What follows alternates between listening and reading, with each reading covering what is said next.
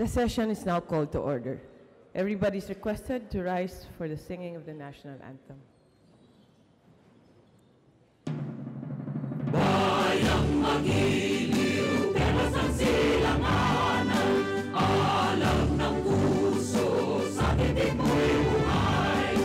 Lupang hinirang, buyan ka ng magigiw, sa manlulupi, di ka masisingil, sa dagat at bundok, sa simoy at sa langit mo baka, may nilang ang tula at awit sa paglayang nilawangan, ang kisap ng watawat mo'y nagumpay na nagdidilim, ang bituin at araw niya kailan pang may magdidilim, lupa ng araw ng maraming pagsita, ay langit sa piling ko, aming ligaya dapat may mamapit, ang namatay ng dahil sa'yo. Please remain standing for a minute of silent prayer and meditation.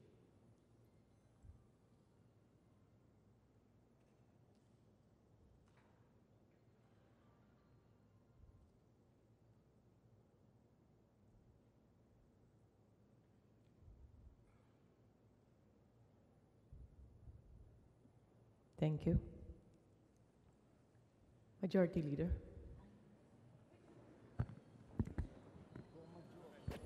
Madam Speaker, I move that we call the roll. Is there any objection? The chair hears none. The motion is approved.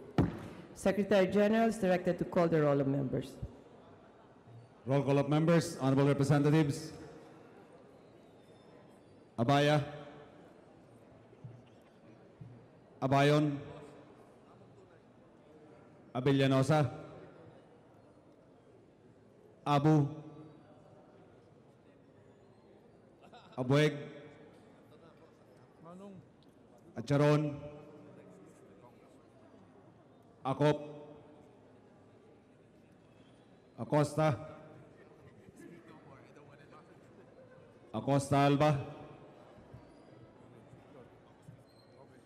Adjong. Advincula. Agaraw. Agabaw. Albano. Alcala. Alejano. Almario. Almonte. Alonte. Alvarez Franz. Alvarez Mercedes. Alvarez Pantaleon. Amante. Amatong. Andaya.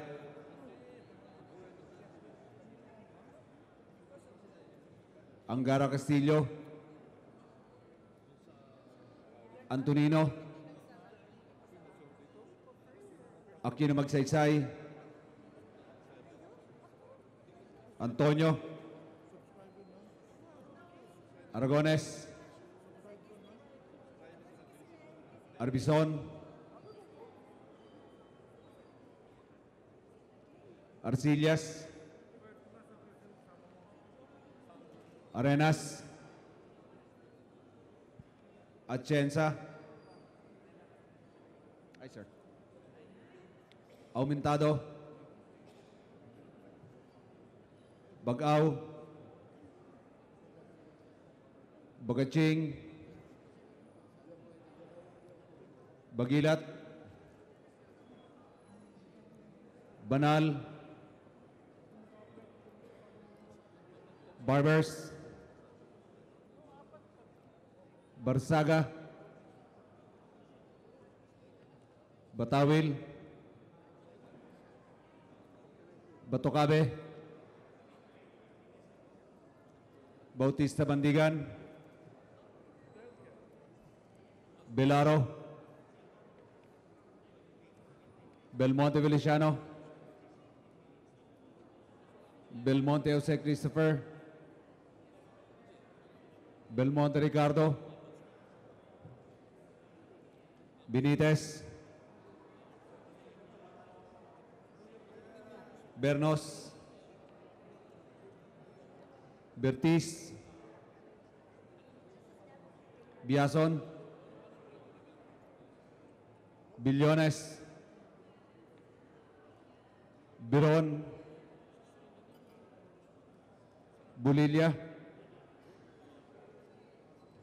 Bondok, Bordado, Bravo Anthony, Bravo Maravida, Brosas, Bulot Bigtang, Kagas, Kalalang, Calderon, Calix Urbiano, Caminero, Campos, Canama, Cari, Casilaw,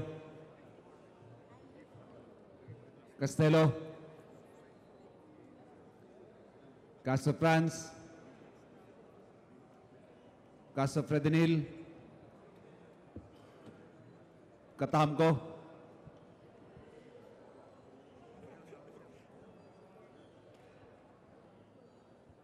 Cayetano,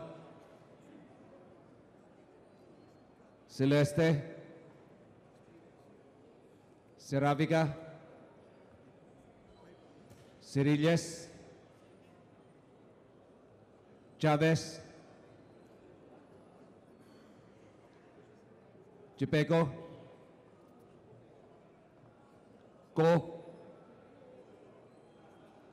Cuango,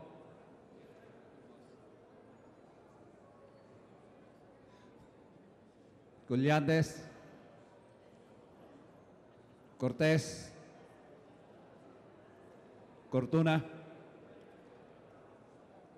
Cosalan, Crisólogo,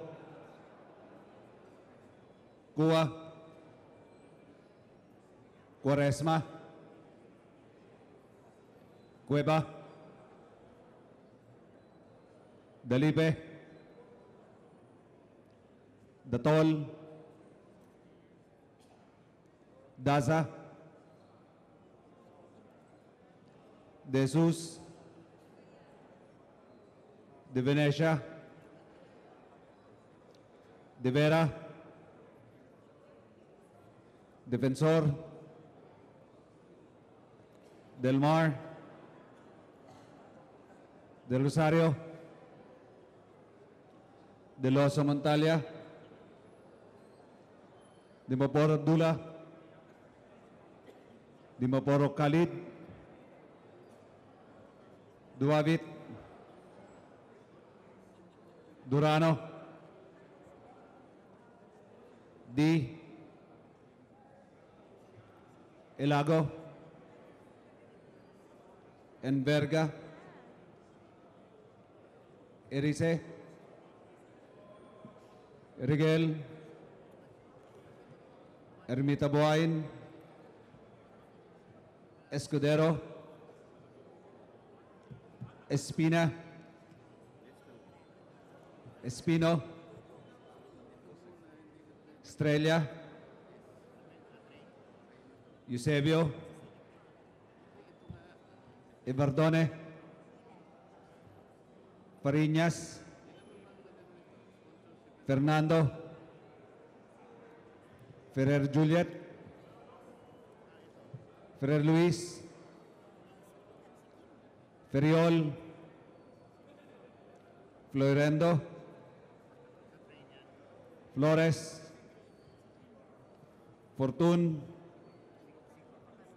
Fortuno, Fentebella, Garbin, Garcia Gwendolyn, Garcia Jose, Garcia Albano, Gary Richard,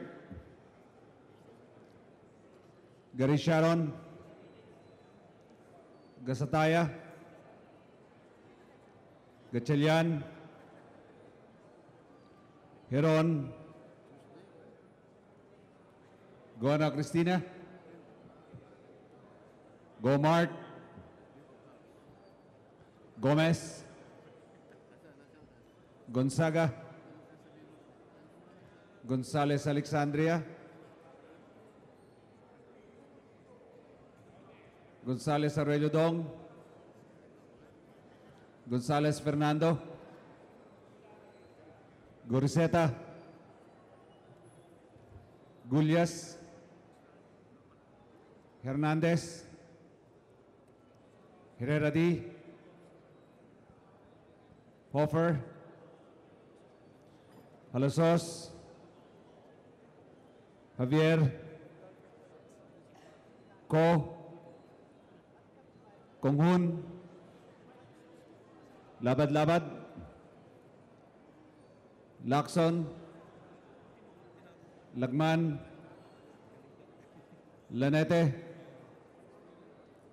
Laugan, Lesatin, Liachon, Lee, Lim Kay Chong, Lobrigat, Lopez Benur, Lopez Carlo, Lopez Manuel, Loyola, Macapagal Arroyo, Maceda, Madrona, Malapitan,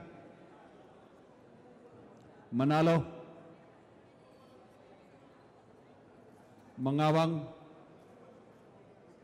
Mangududato Suarto, Mangududato Sajid, Marcoleta, Marcos, Mariño, Marquez, Martinez, Matugas, Miliana,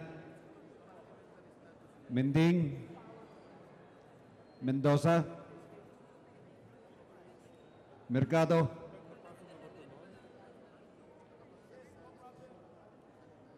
Mirasol, Montoro, Nava, Nieto, Noel, Nograles Jericho, Nograles Carlo, Nolasco, Nunez Maliñaon, Waminal, Ocampo, Olivares, Ong Edwin, Ong Henry, Ortega Pablo, Ortega Vini, Pacquiao, Paduano, Palma, Pancho, Panganiban, Panotes, Papandayan, Pichay, Pimentel, Pineda, Plaza, Primicia Sagabas, Kimbo, Radasa, Ramirez Sato,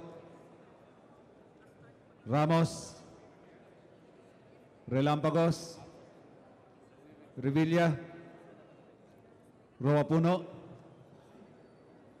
Robes, Rocamora, Rodriguez Isidro, Rodriguez Maximo, Roman, Romero, Romualdez, Romualdo, Roque, Sakdalan, Sagarbaria, Sahali, Salceda, Salimbangon, Salo, Salon, Sambar, Sangkopan, Sandoval, Santos Recto, Sarmiento Cesar, Sarmiento Edgar, Savillano, Sema,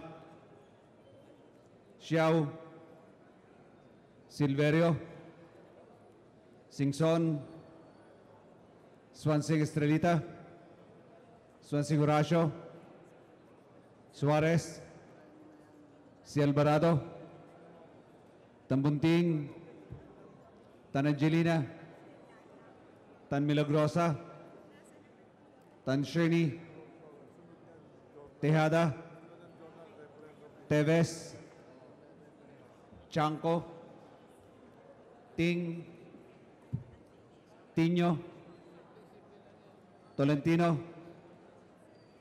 Treñas, Tugna, Tupas,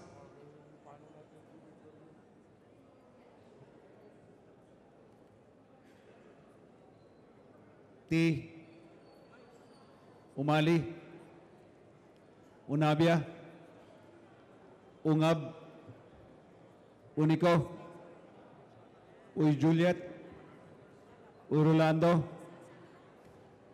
Uy Beretta, Vargas, Vargas Alfonso, Velarde, Velasco, Velasco Catera, Veloso, Vergara, Villaperte, Villanueva, Villarasa Suarez, Villarica, Villarin, Villago, Yap Artur, Yap Melesio, Yap Victor, Yu, Samora Marcamen, Samora Ronaldo, Sarate, Subiri.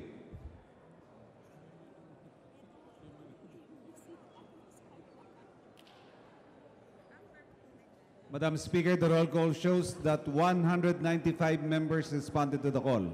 With 195 members responding to the call, the chair declares the presence of a quorum.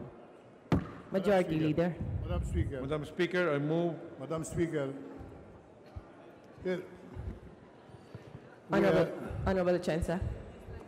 just to set records clear, we're not questioning the quorum. There are enough members on the floor, but not 195. By any stretch of imagination, there are only 177. So I wanted to put on record that we are questioning the Secretariat's head count. The roll call is not accurately reported.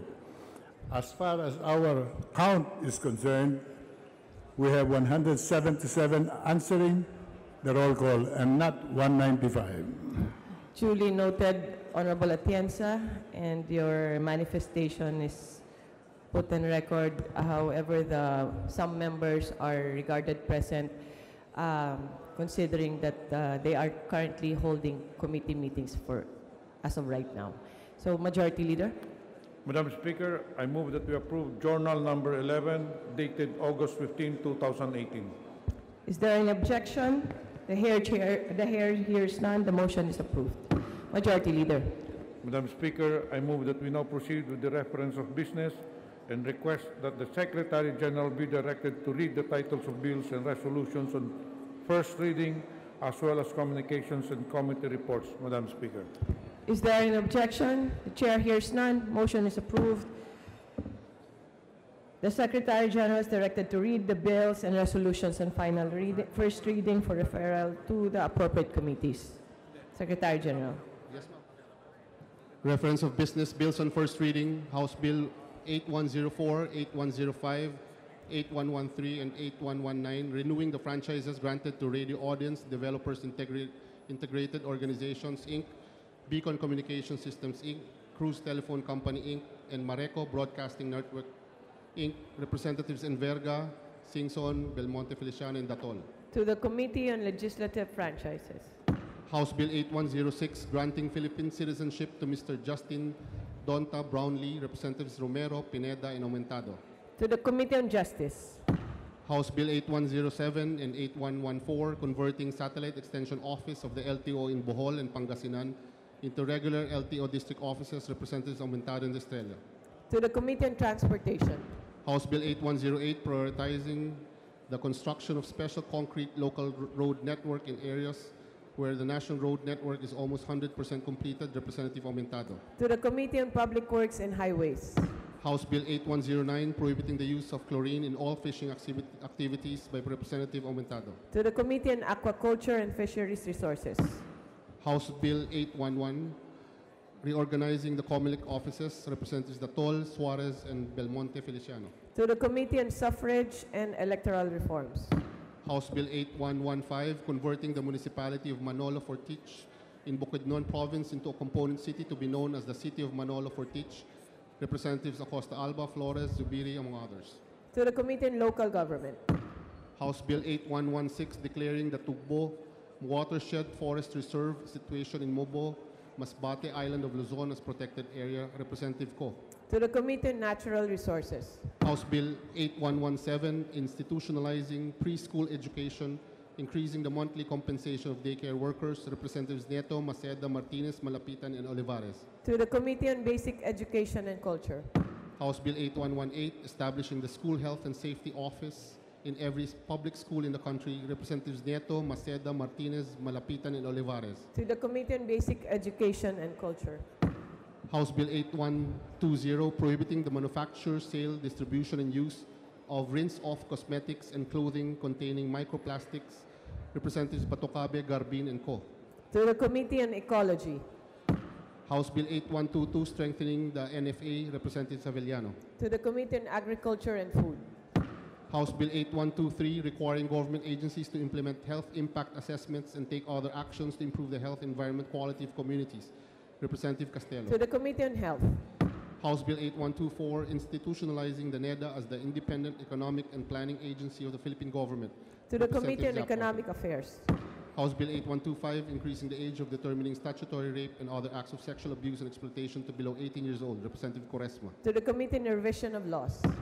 House Bill 8126 and 8127, creating the municipalities in the province of Maguindanao, Representative Magdadatos. To the Committee on Local Government. House Bill 8128, defending the rights and fundamental freedoms of human rights defenders, Representative Lagman. To the Committee on Human Rights. Resolutions. House Resolution 2076, directing the appropriate committees to inquire on the status and or implementation of RA 10912, Representative Batawil. To the Committee on Rules. House Resolution 2077, directing the House Committee on Human Rights to investigate the violent dispersal of picket line of workers by the hired goons of Nutri-Asia, Representative Jesus Brosa Zarate, among others. To the Committee on Rules. House Resolution 2078, calling for the Committee on Labor to inquire on the efficacy of the continuous application of RA number 7686 or the Dual Training System Act of 1994, Representative Batocabe. To the Committee on Rules. House Resolution 2079, honoring and commending the Metro Bank Foundation Outstanding Filipinos of 2018, Representative Hoffer. To the Committee on Rules. House Resolution 2080, expressing the sense of the House to include in the GAB for fiscal year 2019 2.91 billion for the promotion of facilities of SUCs. Representative Tino, Castro, Ilago, Zarate, among To others. the Committee on Appropriations. House Resolution 2081 directing the Committee on Ways and Means to inquire into the status of all IRRs of RA number 10963, Representatives Garin Sharon, Batucabe, Bolilia. To the Committee on Rules.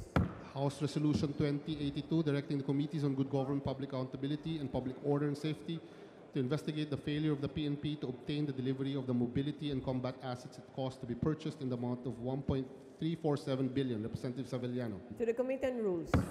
House Resolution 2083 urging the Committees on Oversight, Ecology, Natural Resources, and Government Enterprises to investigate the procedural implementation of the environmental and related laws by the Laguna Lake Development Authority. Representative To Savellano. the Committee on Rules.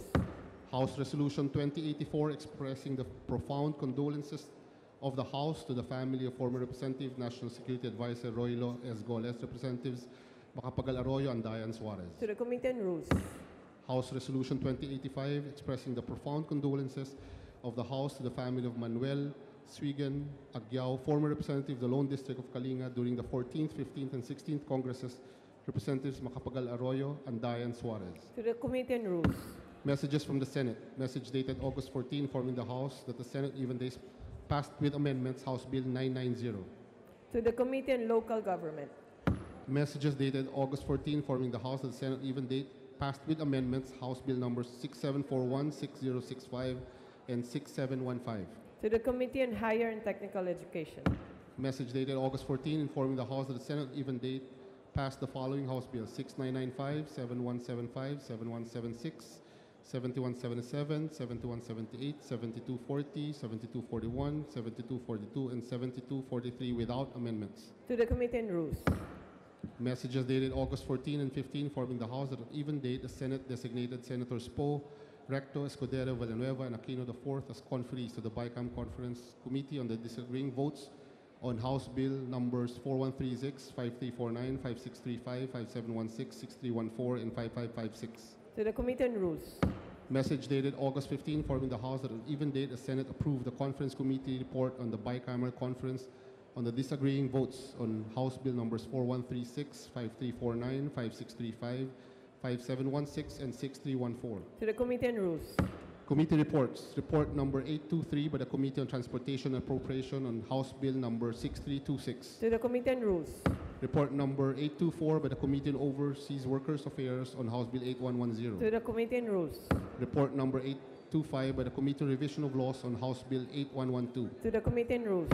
Report number 826 by the Committee on Justice and Appropriations on House Bill 8121. To the Committee on Rules. Report number 827 by the Committees on Higher and Technical Education Appropriations on House Bill 8133. To the Committee on Rules. Majority Floor Leader.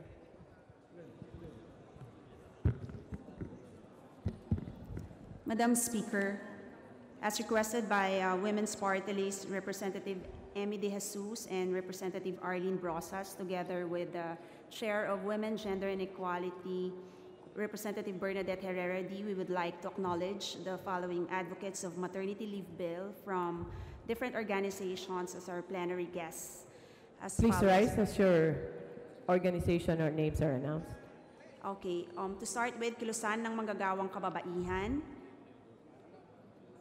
Alliance of Workers in the Informal Economy Sector, PS Bank Employees Union, National Union of Bank Employees, All Workers Alliance Trade Union, Metal Workers Alliance of the Philippines, Confederation of Filipino Workers, TF2 Kilos Damit FFW, Pinagkaisang Tinig at Lakas ng Anak Pawis, Piglas, Associated of Labor Unions, Philippine Metal Workers Alliance, National Anti-Poverty Commission Secretariat, Philippine Legislators Committee on Population and Development, Philippine Commission on Women, Alyansa ng Manggagawa Laban sa Kontraktualisasyon, Defend Job Philippines, Workers of Regent Foods Corporation, Liga ng Manggagawa, Valenzuela City, PLDT Organization of Workers and Employees for Rights, Kilusang Mayo 1, Women's Desk,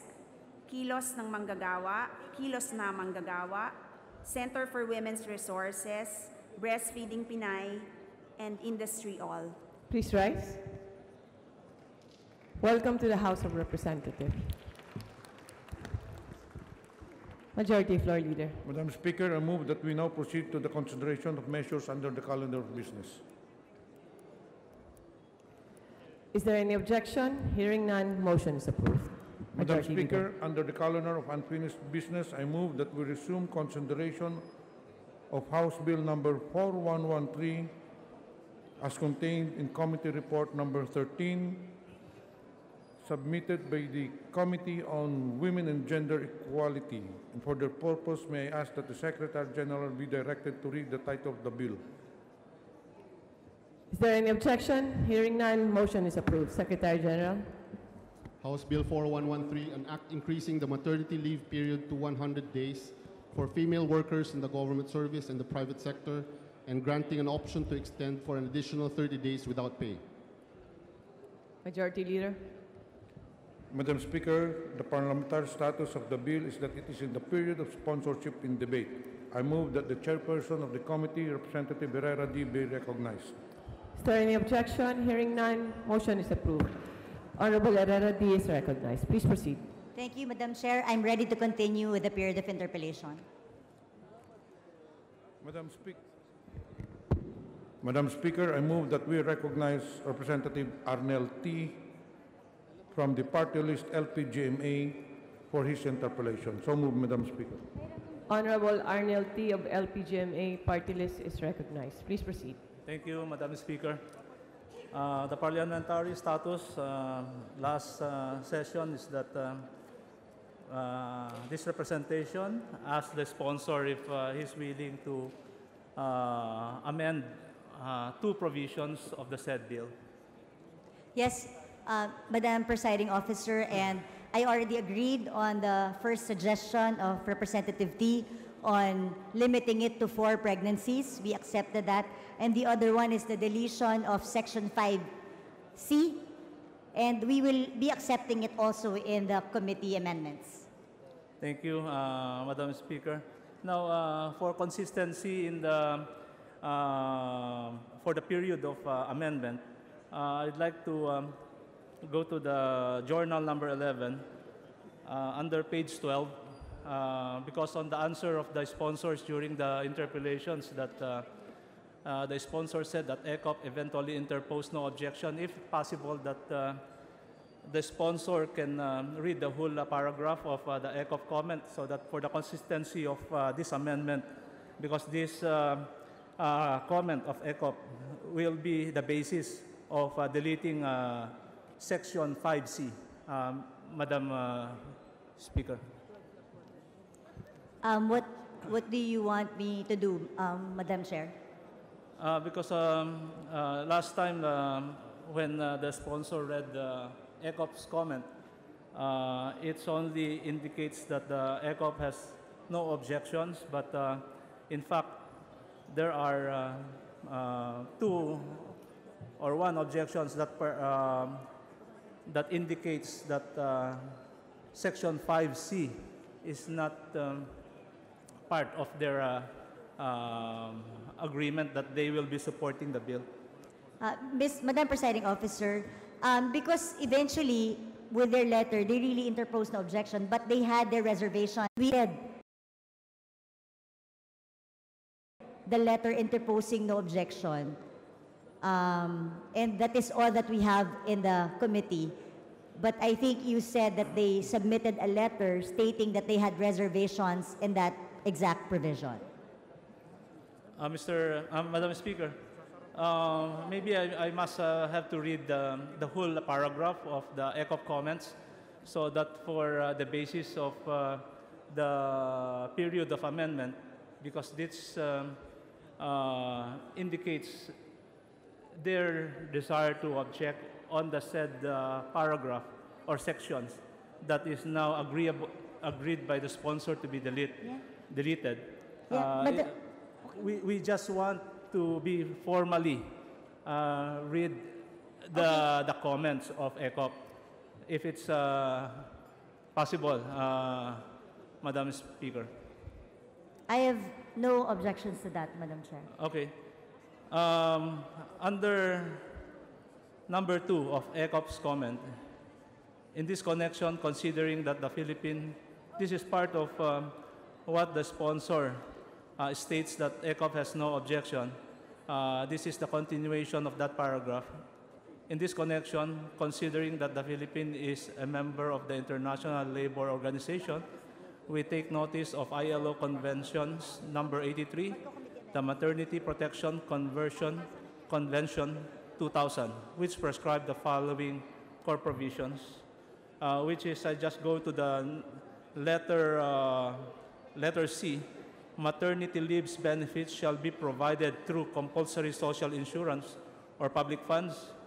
And D, an employer shall not be individually liable for the direct cost of any such monetary benefit by him or her without the employer's specific agreement. That's all, Madam Speaker. Madam Speaker,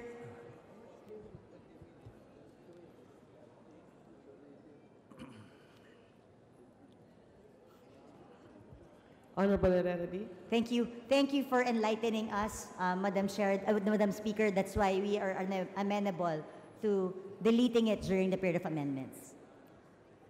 Madam Speaker, this representation has no more interpellation. Is not interested in interpellating on this bill. Thank you, Madam Speaker. Thank you, Honorable T. Majority Leader. Madam Speaker, there being no other member who wishes to interpolate the sponsor, I move that we terminate the period of sponsorship and debate. Is there any objection? Hearing none, motion is approved. Madam Speaker, I move that we open the period of amendments. Is there any objection? Hearing none, motion is approved. Madam Chair. Honorable Madam Speaker. Yes, for the committee amendments, I'd like to read the following committee amendments. Number 1, on page 2, line 22, delete the phrase, "in every instance of pregnancy, miscarriage, or abortion, regardless of its frequency." In lieu thereof, put the phrase, "only for the 4 deliveries, provided that for cases of miscarriage, 60 days maternity leave pay shall be granted." Is there an objection? Madam Speaker. Honorable T. Yes, can we adopt, instead of that amendment, can we adopt RA 8282? That states that the maternity benefit provided under section shall be paid only for the first 4 delivery.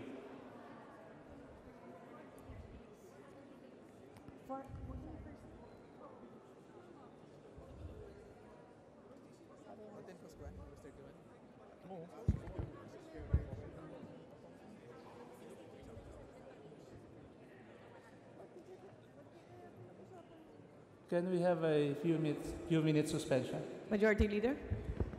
Madam Speaker, move that we suspend for 1 minute. Session suspended.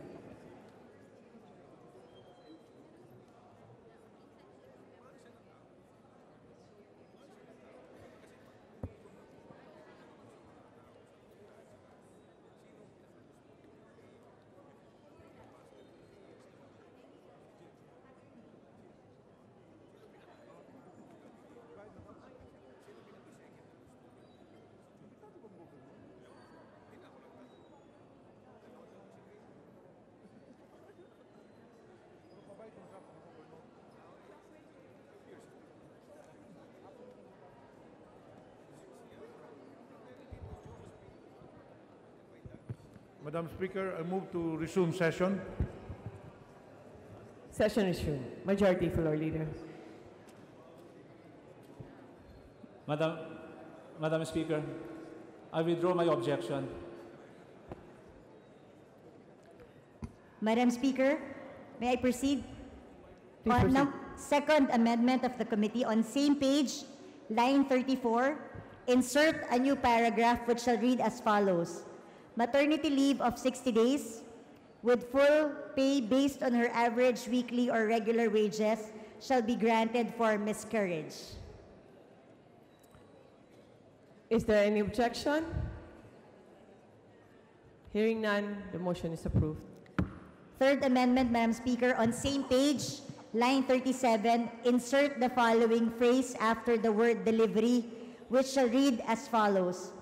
While the maternity leave benefit of a female member who had a miscarriage shall be computed on the average monthly salary credit for 60 days. Any objection? Hearing none, the motion is approved. I think so.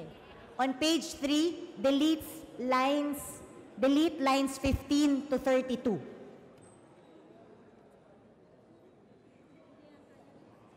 Is there any objection?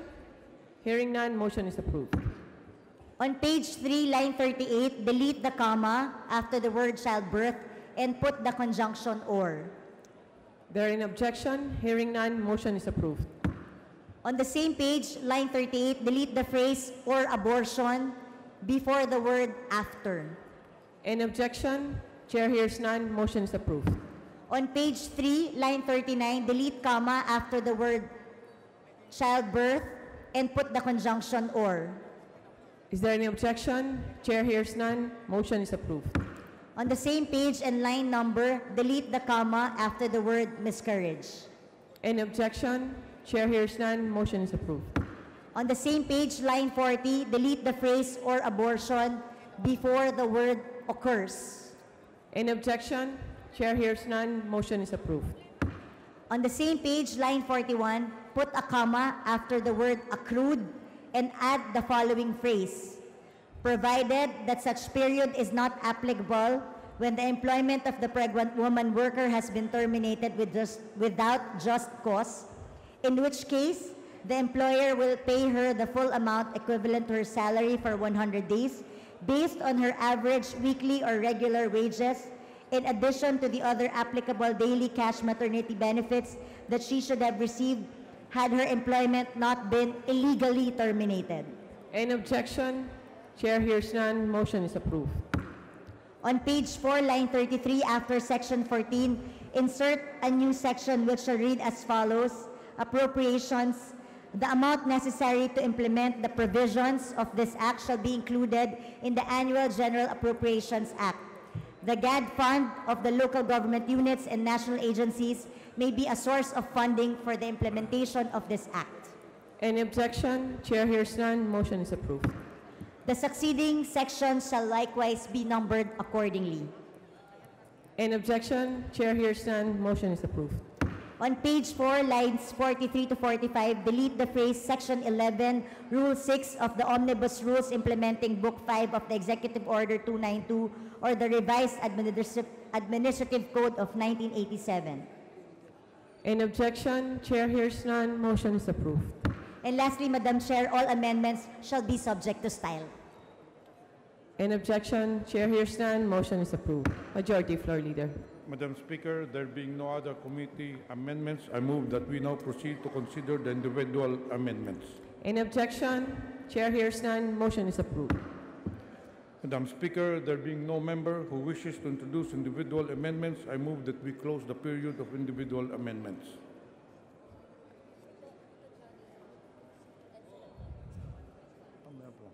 Honorable Edsel Lagman.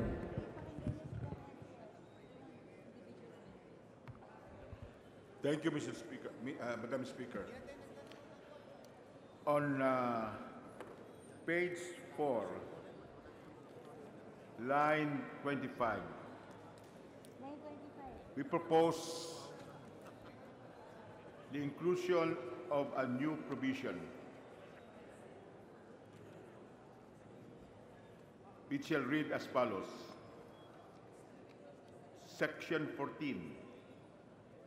No employer, whether in the public or private sector, shall discriminate against the employment of women employees of workers in order to avoid the benefits provided for in this act. Madam Sponsor. I accept. Thank you. Madam Speaker, thank you, distinguished sponsor. Thank you, Honorable Lagman. Majority Leader.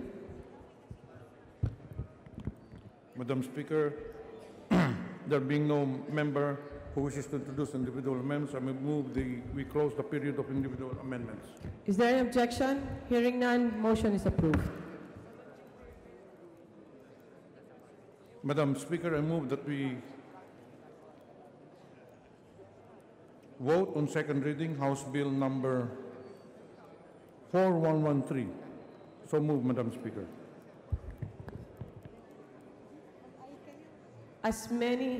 Is there any objection? Hearing none, motion is approved. As many as are in favor of House Bill 4113 as amended, please say aye. Aye. As many as those against, please say nay. The ayes have it. House Bill 4113 is hereby approved on second reading. Congratulations. Mr. Speaker. Madam Speaker, may I know what is my vote?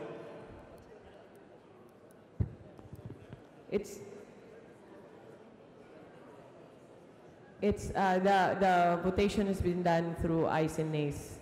Yes, I just want to know what is my vote.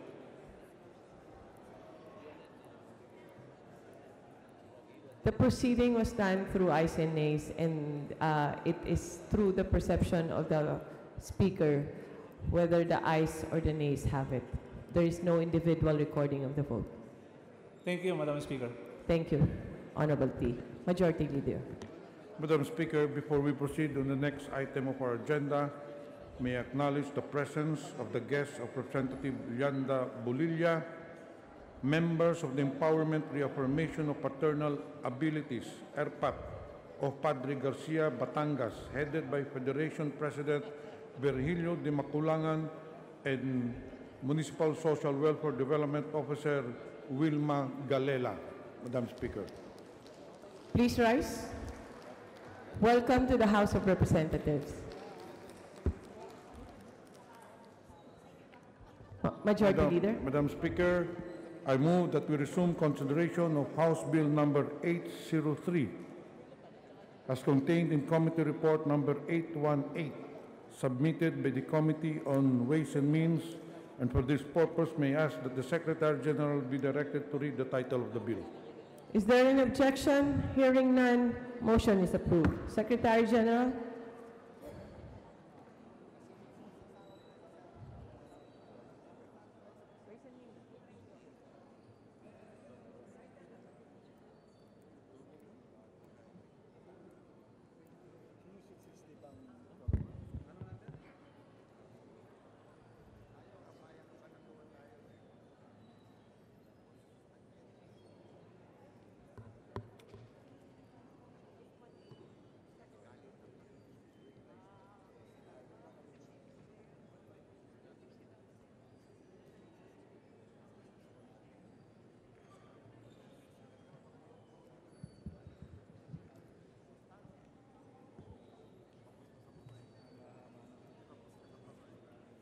House Bill number 8083, an act amending sections 4, 5, 20, 22, 27, 28, 34, 40, 50, 73, 112, 117, 119, 204, 222, 237, 2378, 255, 256, 257, 258, 260, 261, 262, 263, 264, 265, 266, 275, 288, 290, and adding section 6A, 2828, 291, 292, 293, 294, 295, 296, 297, 298, 299, 300, 301, 3018, 301B, 302, 303, 304, 305, 306, 307, 308, 309, 310, 311, 312, 313, and 314 under the National Internal Revenue Code of 1997 as amended and for other purposes.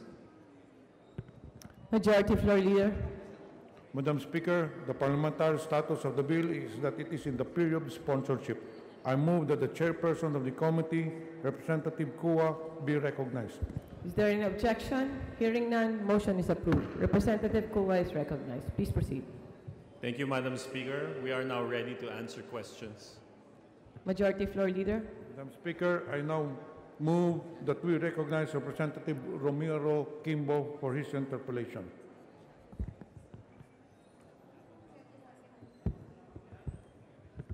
Madam Speaker, I move for 1 minute suspension. Session suspended.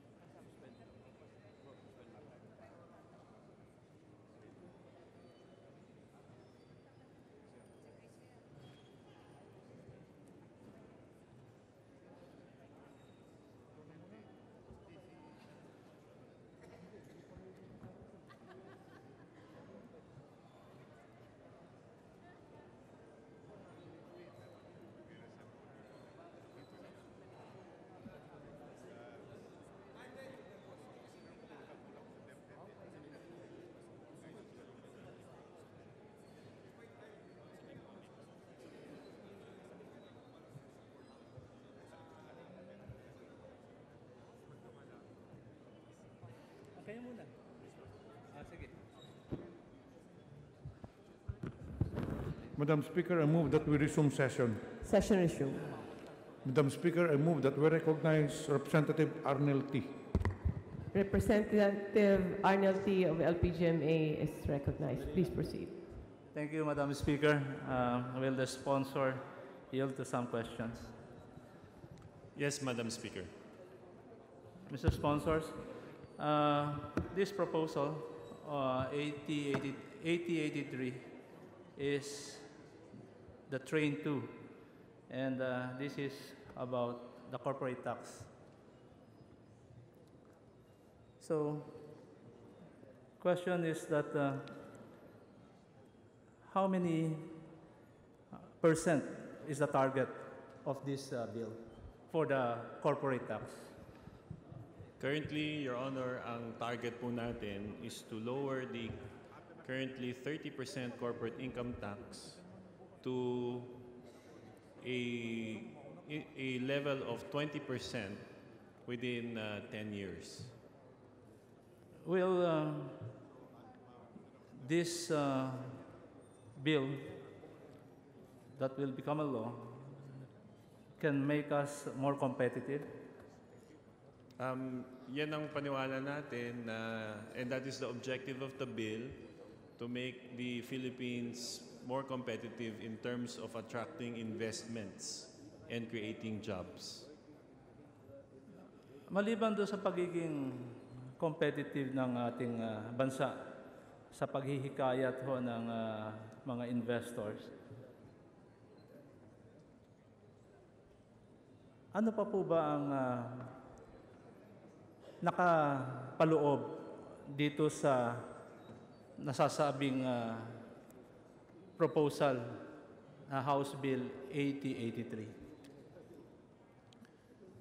Ang iba pang features ng trabaho bill ay ang pagbaba po ng corporate income tax na nabanggit na po natin, at ang kasama nito ay ang pag-modernize, pag-rationalize ng ating mga iba't ibang tax incentive system para maging mas transparent, para mas maging targeted, at magkaroon ng time-bound, magkaroon ng set amount of period para ma-avail ang mga incentives na ito. Sa halimbawa po, sa nakasaad po natin dito sa batas na ito, ang 30% po natin for a corporate tax ay mare-reduce to 28% in 2021, and 26% on 2023, 24% on the year 2025, 22% on the year 2027, and become 20% year 2029. Opo. Ano po ba ang intention po ng batas na to? Ito po ba ay para mas mapabilis ang paniningil ng gobyerno? O ito ay para to simplify yung collection ng gobyerno, or to simplify the way our investors or businesses paying their taxes? Pareho po naman silang kasama sa ating objective.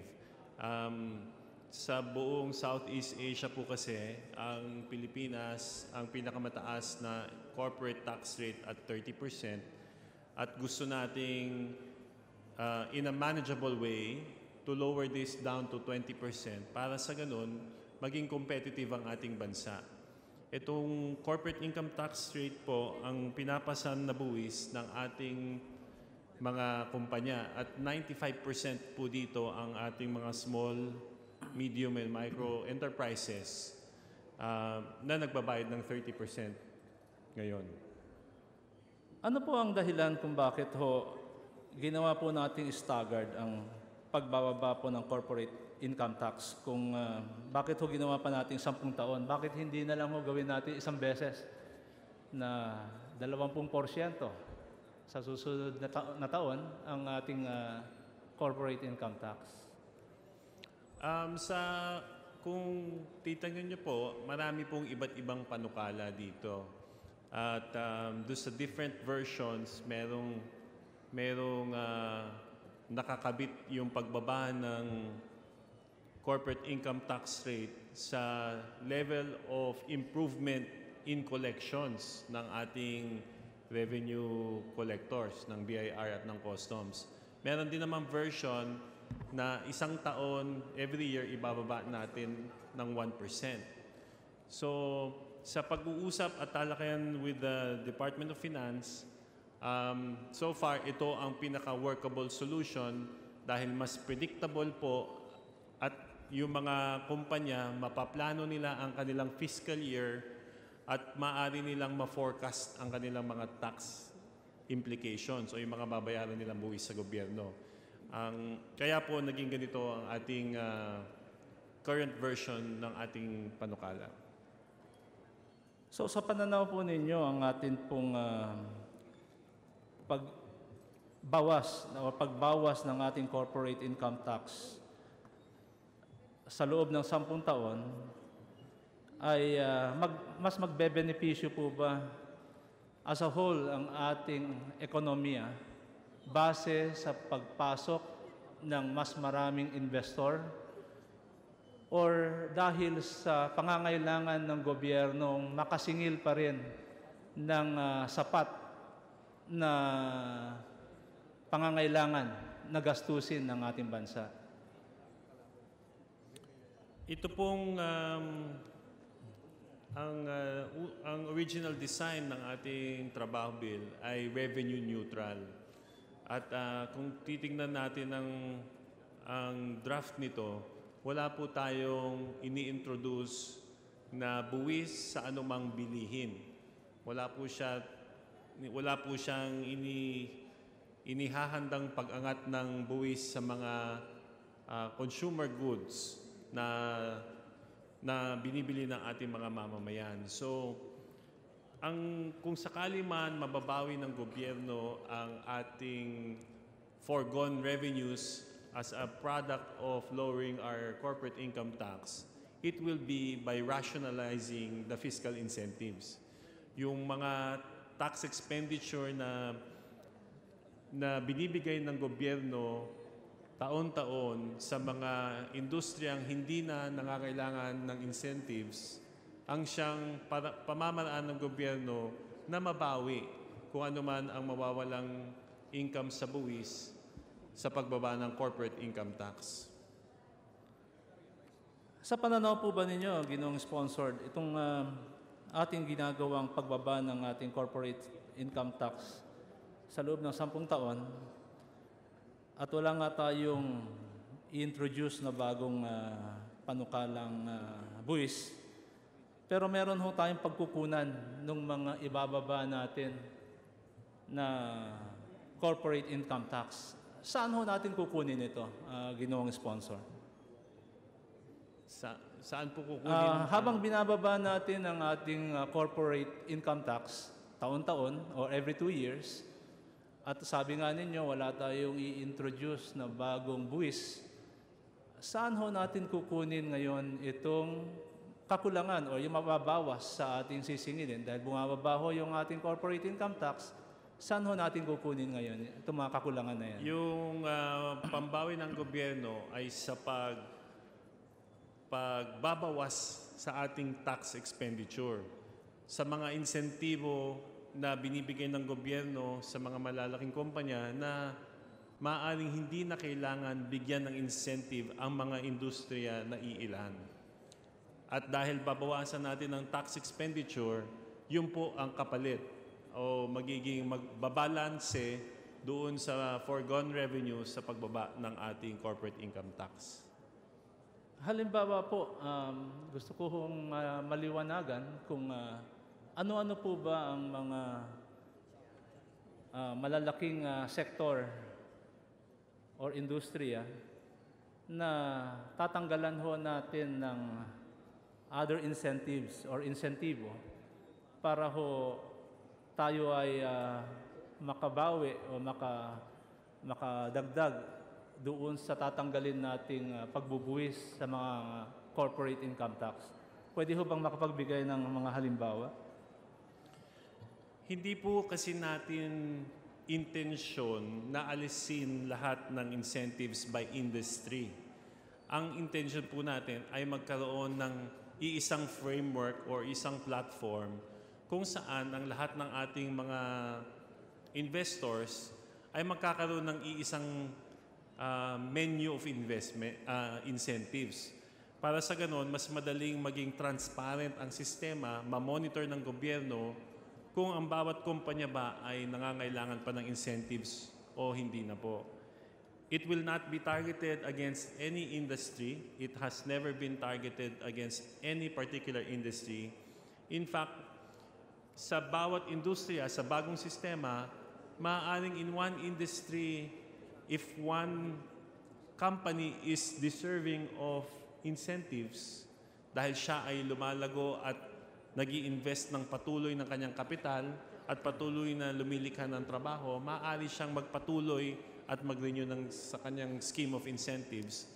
While another company in the same industry na hindi nag-expand, na hindi na lumilikha ng panibagong trabaho, na nabawi na niya ang kanyang investment na original, na nag-expire ng kanyang incentives, ay maaaring matigilan na ang kanyang incentives. Pwede ba natin bigyan ng halimbawa? Halimbawa, ang Board of Investment. Ano po ba ang mawawala o mababago sa insentibo na nakukuha ng isang kumpanya na nag-apply sa Board of Investment? Halimbawa, ang income tax holiday. Ano ho ang magiging pagbabago dito sa panukalang batas na ito? Ang pagbabago ay magkakaroon na tayo, moving forward, magkakaroon na po ng bagong menu. So magkakaroon na po ng 3 years income tax holiday at 2 years of other tax incentives para sa isang kumpanya na nag-i-intend o nagbabalak na mamuhunan at magnegosyo dito sa Pilipinas. So, yung mga nakaraan naman po sa kasalukuyang scheme of incentives ay maaari nilang ma-enjoy ang kanilang incentives for another period of 2 to 5 years as ito po yung transition period ng mga current incentives. At pagkatapos naman po nitong 2 to 5 years or bago ito matapos, ang kumpanya naman ay maaaring mag-apply muli ng new set of incentives given po na dapat siya ay nag-i-introduce ng bagong investment at lumilikha ng karagdagang trabaho. Gusto ko lang ho sanang linawin, ginoong sponsor, regarding po dito sa nababanggit po ninyo. Ang dati pong polisiya sa Board of Investment sa income tax holiday ay 5 taon. Ngayon po ito ay babaguhin sa 3 taon at ang natitirang 2 taon ay pwedeng i-avail sa pamamagitan ng iba pa hong mga insentibo. Hindi ho ba ito magiging mas magulo para ho sa gobyerno at para ho sa investor na gustong mag-invest sa ating bansa? Dahil dati-rati, 5 taon lang na straight may income tax holiday siya. Ngayon po ay magiging 3 taon, tapos yung natitirang 2 taon, ay mamimili siya sa other incentives na kailangan niyang ma-avail.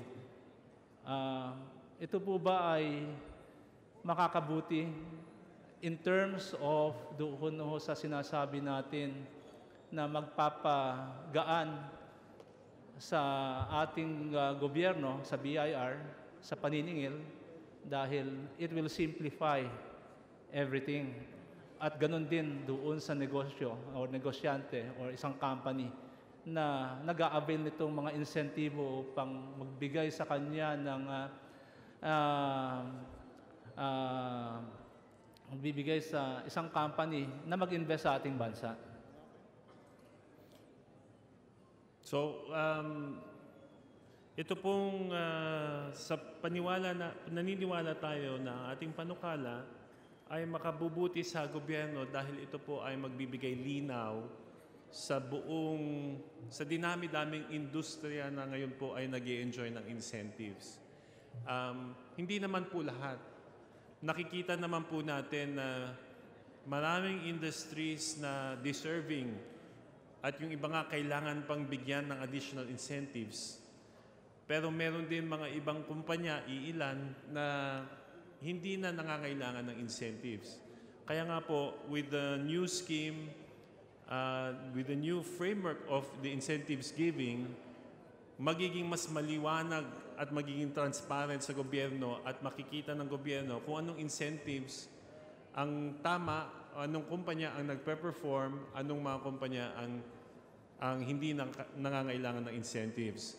At kung hindi na siya nangangailangan ng incentives, naturally po, may sunset ang ating mga incentives. Pero kung siya naman po ay patuloy sa paglago at patuloy sa pag-invest, then maaari naman po niyang i-renew muli ang kanyang incentives for another 5 years. 5 to 7 years po pala. Tama po. Ang atin ang concern lamang ho ng representant of this representation is that yun pong pagiging competitive po natin sa ating mga kapitbahay na bansa. Dahil marami hong nahikayat na pumasok upang mag-invest ng kanilang mga factories that incur a lot of investment and a lot of manpower that can help our economy.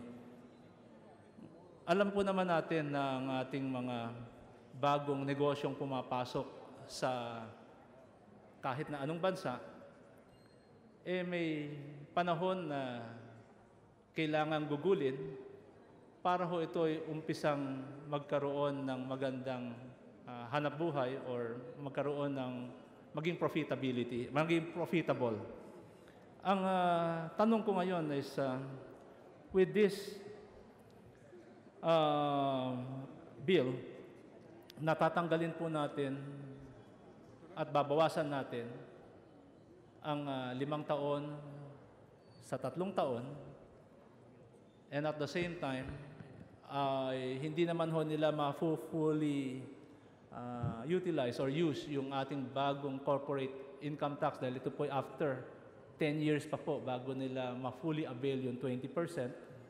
Samantalang pagkatitignan po natin ang ating mga katabing bansa na sila po ngayon ay nasa 20% na po ang kanilang corporate income tax. Ang akin pong ibig patungkulan o sabihin ay bakit ho kailangan natin gawing 10 taon?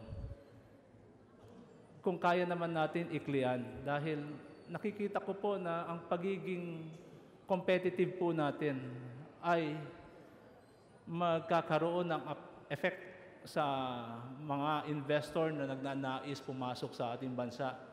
Pagka nakita po nila na nabawasan yung dating kanilang ine-expect na makukuhang insentibo, dahil ito naman po ang isang negosyo. Base ho sa maraming datos, bago ho kumita ang isang negosyo ay kailangang gumugol ng at least 3 years to 5 years.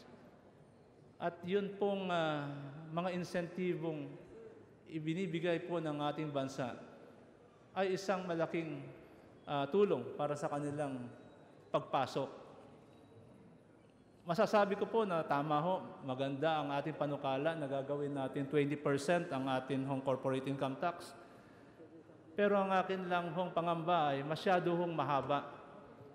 Ito hong pagbibigay natin upang tayo po ay maging competitive with our neighboring countries. Dahil hindi ho natin alam, baka ho sa susunod na mga 2-3 taon, magbago na naman po yung kanilang mga insentibo or taxes.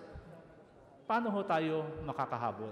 Yun lamang po naman ang aking pangunahing concern dito ho sa ating panukalang batas.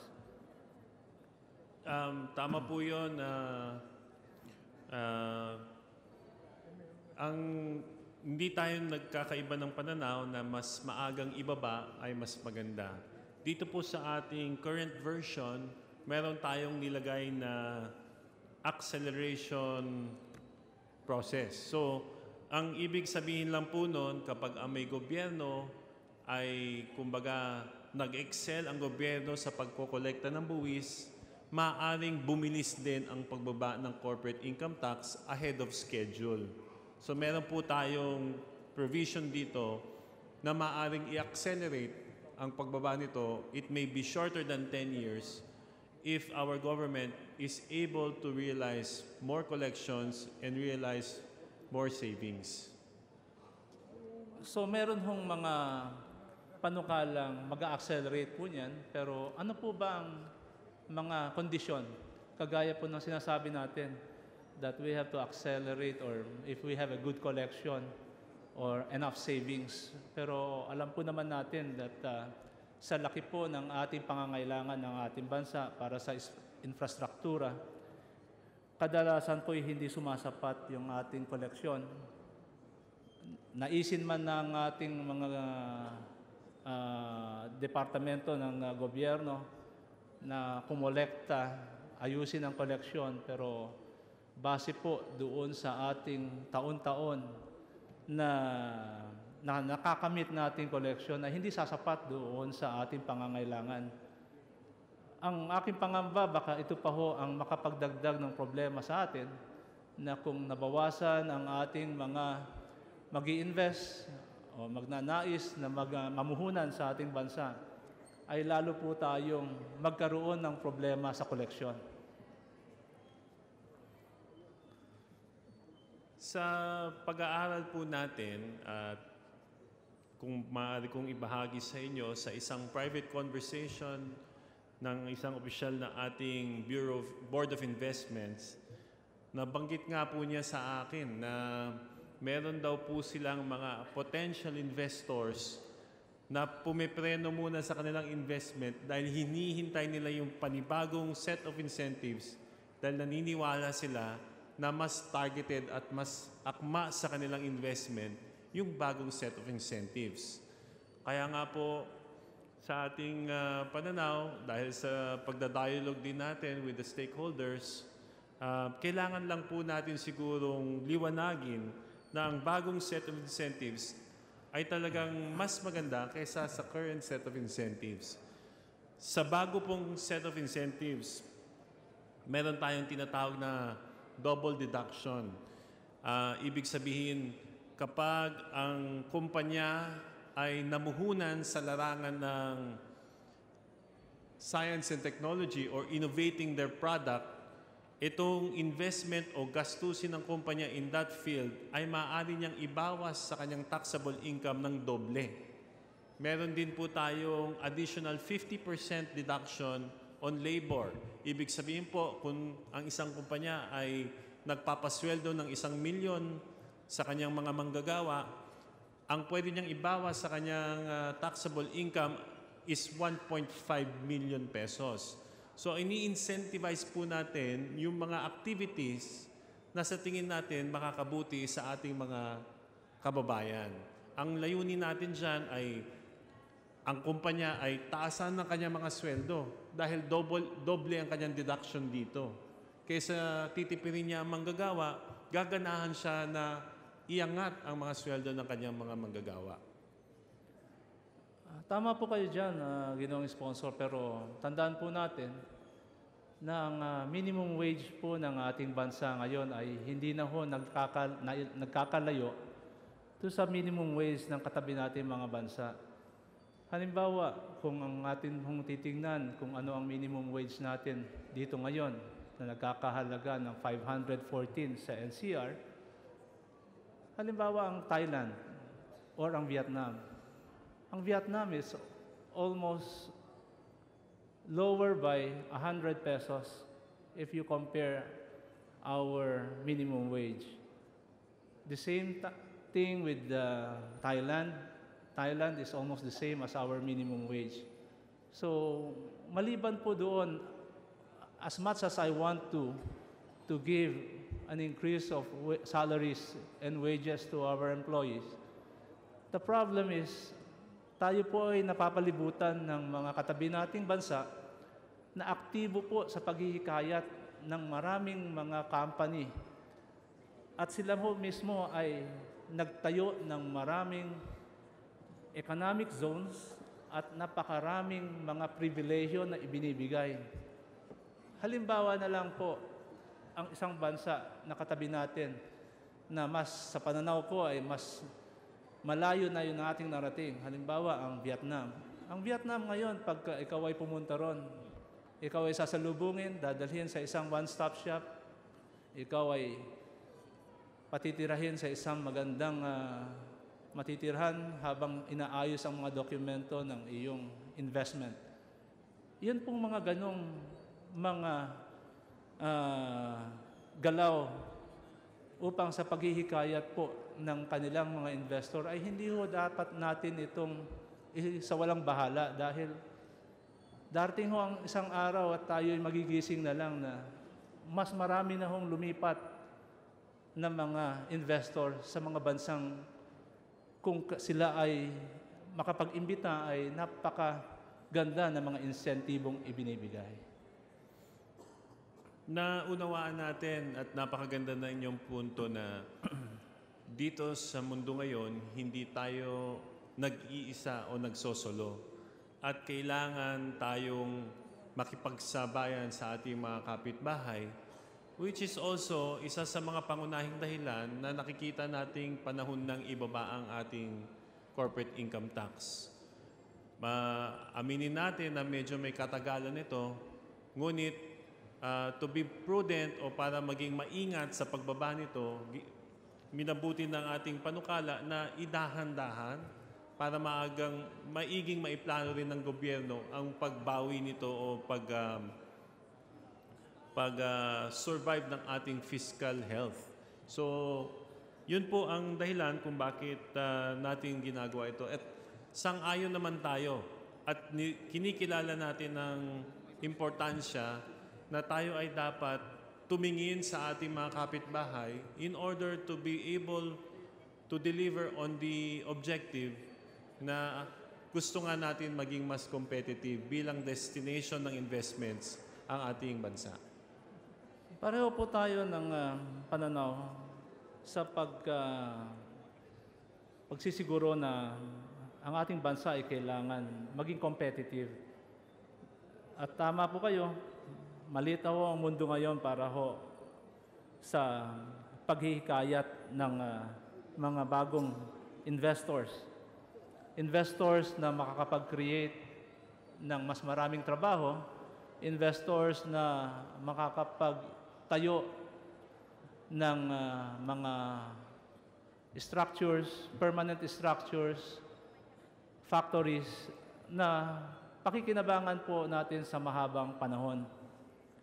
Ngayon po, ang isa pa ho maliban sa Board of Investment incentives ay tutungo po ako sa IPAs. Ito po yung mga PEZA zones. Ano po ba yung mga tinanggal po natin dito po sa mga IPAs ho natin pagdating po doon sa panukalang batas na ito?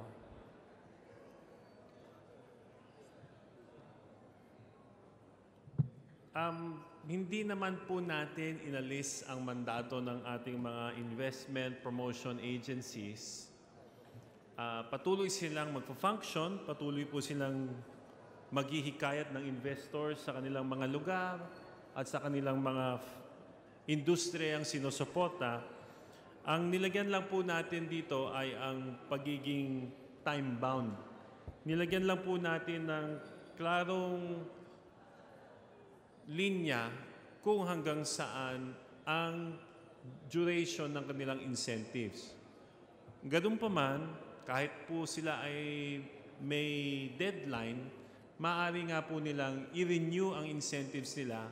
Kailangan lang po nilang ipatunayan na sila ay patuloy sa kanilang investment at patuloy sa kanilang paglago at paglikha ng trabaho. Subalit ang problema ho natin dito, ginong sponsor, is yung pagbabago po ng ating mga fiscal incentives. Dahil sa, halimbawa, doon muna ho tayo sa mga nandito na, nakapagtayo na ng kanilang mga company, nakapagtayo na ng kanilang mga factory, meron na ho silang mga na-empleyong libo-libong mga empleyado, at meron na rin po silang negosyong tumatakbo rito. For example, doon po tayo sa PESA zone. Ano po ba ang mangyayari ngayon doon sa 70-30? 70% export and 30% can be sold domestically. Ano po ba ang gagawin natin pagbabago doon? Ganun pa rin naman po, except that ngayon po kasi patungkol sa VAT or value-added tax, ililimit natin sa 90% exports ang siyang mag-e-enjoy ng zero rating for their suppliers. So, ibig sabihin lang po nung iba, kung siya po ay 70-30, siya po ay magkakaroon ng VAT refund system para yung kanyang input VAT ay maaari niyang singilin pabalik mula sa ating gobyerno.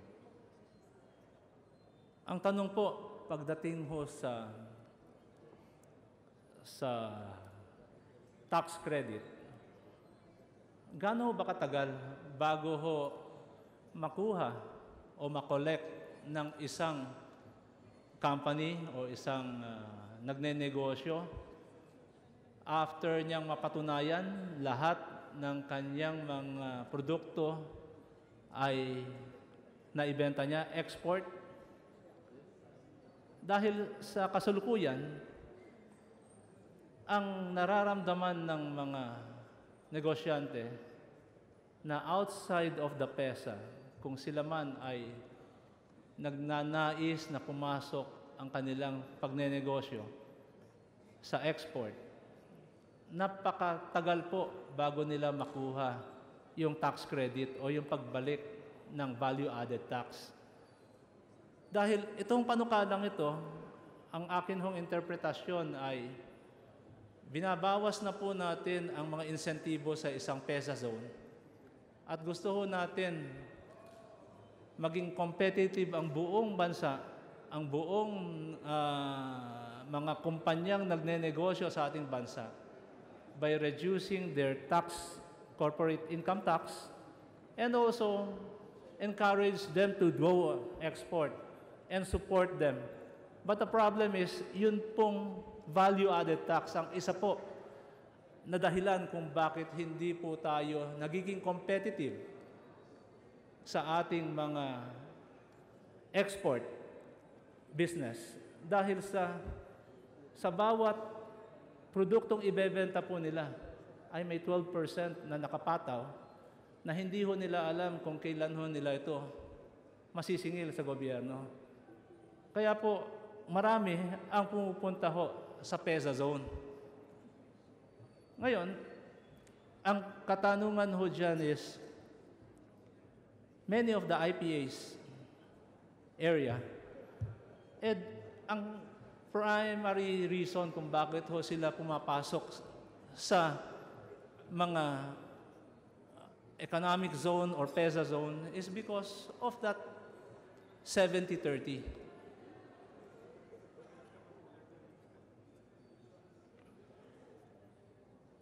So, ano po ba ang maidudulot na magandang that we increase it to 90% threshold? Una po, gusto ko lang liwanagin na kung ang isang kumpanya ay 70-30, tuloy naman po na lahat ng produktong ine-export ay VAT-free or walang VAT at lahat ng produktong binibenta sa domestic market ay papatawan ng VAT, which is ganun naman po ang practice sa buong mundo. And nais ko rin naman pong i-concede na napansin natin na sa mga nakaraang taon, sa mga experience ng mga negosyante, hindi po talaga efficient at effective ang ating refund system. At nagkaroon pa ng mga panahon na naabuso ito ng iilan. Ganun pa man, ang ating panukala ay i-implement lamang ito kapag nagkaroon na tayo ng 90-day effective refund system. Ang layunin natin ay maging transparent ang sistema para nang sa ganon ang ating tax system ay mas magiging fair. Ang hirap lang po kasi, Madam Speaker, ginoong na Congressman T, hindi natin maiwasan na punahin na maraming mga leakage na nangyayari sa ating mga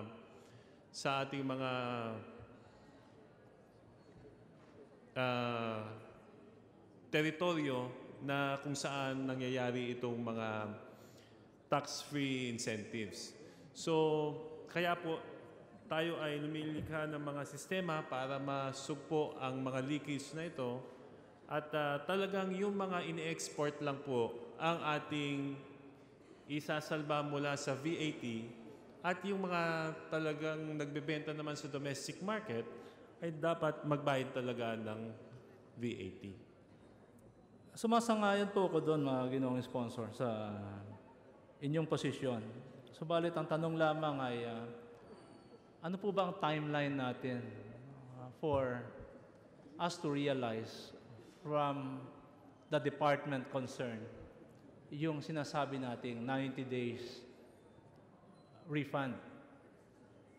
Meron ho ba tayong timeline regarding dyan? Dahil napakarami hong mga company na nagnanais outside of the PEZA zone, which is more than what inside the PEZA zone are, who wants to do business outside of our country. Dahil masyadong malaki naman ho ang merkado para ho tayo ay pumunta at baka sakali at makipag-compete internationally. Subalit ang nagiging problema po natin ay tayo po ay palaging tali sa pamamagitan ho ng VAT. Yun ho yung isang pinakamalaking problema po natin. Sa ngayon, kung nakikita ko po itong batas natin, na meron ho tayo mga insentibo na gusto hong bawasan under the PEZA zone.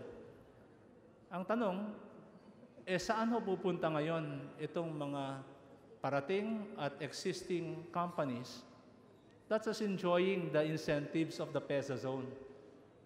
Kung wala hong kasiguraduhan kung ano ho yung ating timeline to guarantee that the refund of those export product of their VAT refund ay makukuha po nila in 90 days.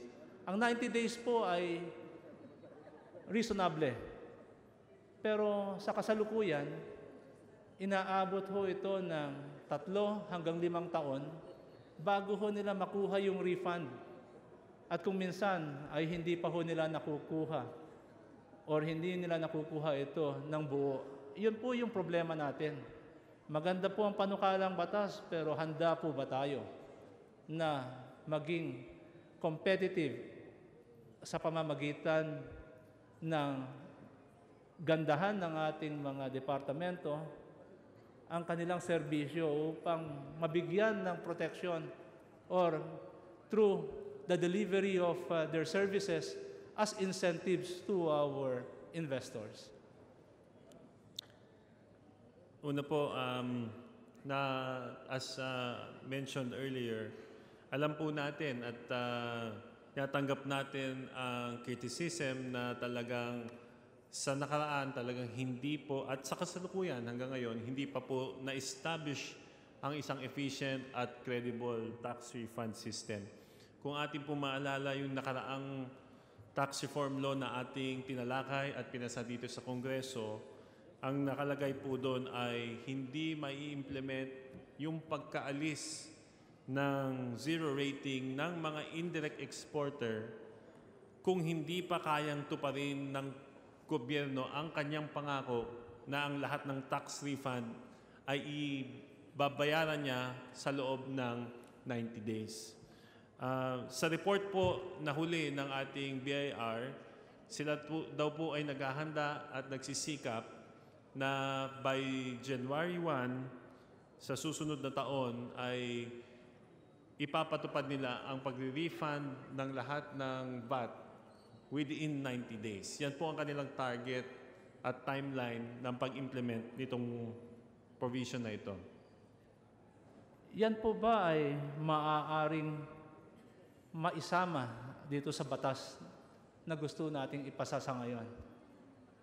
Nakalagay na po yan doon sa nakaraang piece of legislation na ating ipinasa. Ngunit I believe consistent naman po siya doon at wala naman po sigurong problemang i-consider ng committee o ng plenary ang inyong panukala. Maraming salamat po, Ginoong Sponsor. Dito naman po tayo sa another incentives ng IPAs. Ito po yung 5% on gross income earned in lieu of all taxes. Paano po ba ang gagawin natin dito?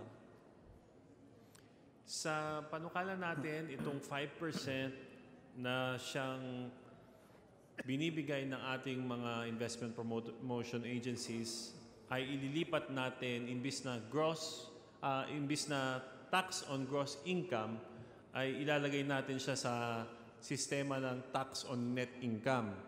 Pero ganun pa man, hindi siya papasok sa regular income tax rate at mag-i-enjoy pa rin siya ng preferential rate na kalahati ng tax rate. So, ibig ko po sabihin dyan para ipaliwanag na mahusay. So, kung sa taon na ang income tax rate ay 30%, which is 2020 and 2019, ito po ay magiging 15%. So, pagdating naman sa taon na siya na ay 28%, ito po ay magiging 14%. So, pag 26 na po, magiging 13 hanggang umabot sa 20 yung income tax rate, magiging 10% po ito. Ang isang concern ko lang po dito ay dahil po ang ating corporate income tax ay aabot ng 10 taon bago natin ma-realize yung 20%.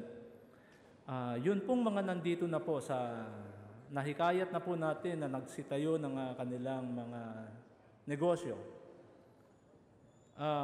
Ilang taon na lang po ba ang kanilang maaaring magamit para to avail of these incentives? Okay po, yung pong mga kumpanya na nag-i-enjoy ng mga incentives sa mahigit ng 10 taon, meron po silang transition period of another 2 years. Yung mga kumpanyang nag-i-enjoy na ng incentives currently, between 5 to 10 years na nila na i-enjoy ang incentives na to, sila po ay bibigyan ng 3 taon na status quo bilang kanilang transition period. At yun naman pong below 5 years ang kanilang incentives na na-avail mula sa ating mga agencies ay maaari pang mabigyan ng additional 5 years bilang sunset provision ng kanilang incentives. So wala pong galawan yan for the next 5 years. Yes, pero nabawasan po yung kanilang insentibo. Ang katanungan ay kumusta naman po ang mga commitment ng mga nagnanais pumasok sa ating mga bansa, sa ating bansa upang mag-invest sa pag-i-introduce po natin nitong panukalang batas 8083. Sa ngayon, inaamin natin na dahil ang panukala ay hindi pa nailalagay sa batas o hindi pa talaga naisa sa batas, ito po ay lumilikha ng pangamba o uncertainty sa ating mga investors. Kaya po sa ating pananaw, isang decisive stand at isang mabilis na proseso ang kinakailangan dito para maagapan natin itong uncertainty o yung pangamba na ating investors. Ngunit tayo naniniwala na kapag malinaw na ang bagong patakaran o bagong scheme of incentives, mauunawaan na nila ang panibagong sistema at sila ay gaganahan muling mag-invest sa ating bansa dahil maaari na nilang iplano ang kanilang finances ng kanilang investment. Hindi ho kaya maging huli na para sa atin ang makapaghikayat ng mga investor kung tayo ay maghihintay ng mga ilang taon bago maunawaan o makamit ng ating mga iniimbitahan o inaanyayahan ng mga company na gustong mag-invest or investor na gustong pumasok sa ating bansa. Dahil tandaan po natin, bawat taon na sila ay tumitingin sa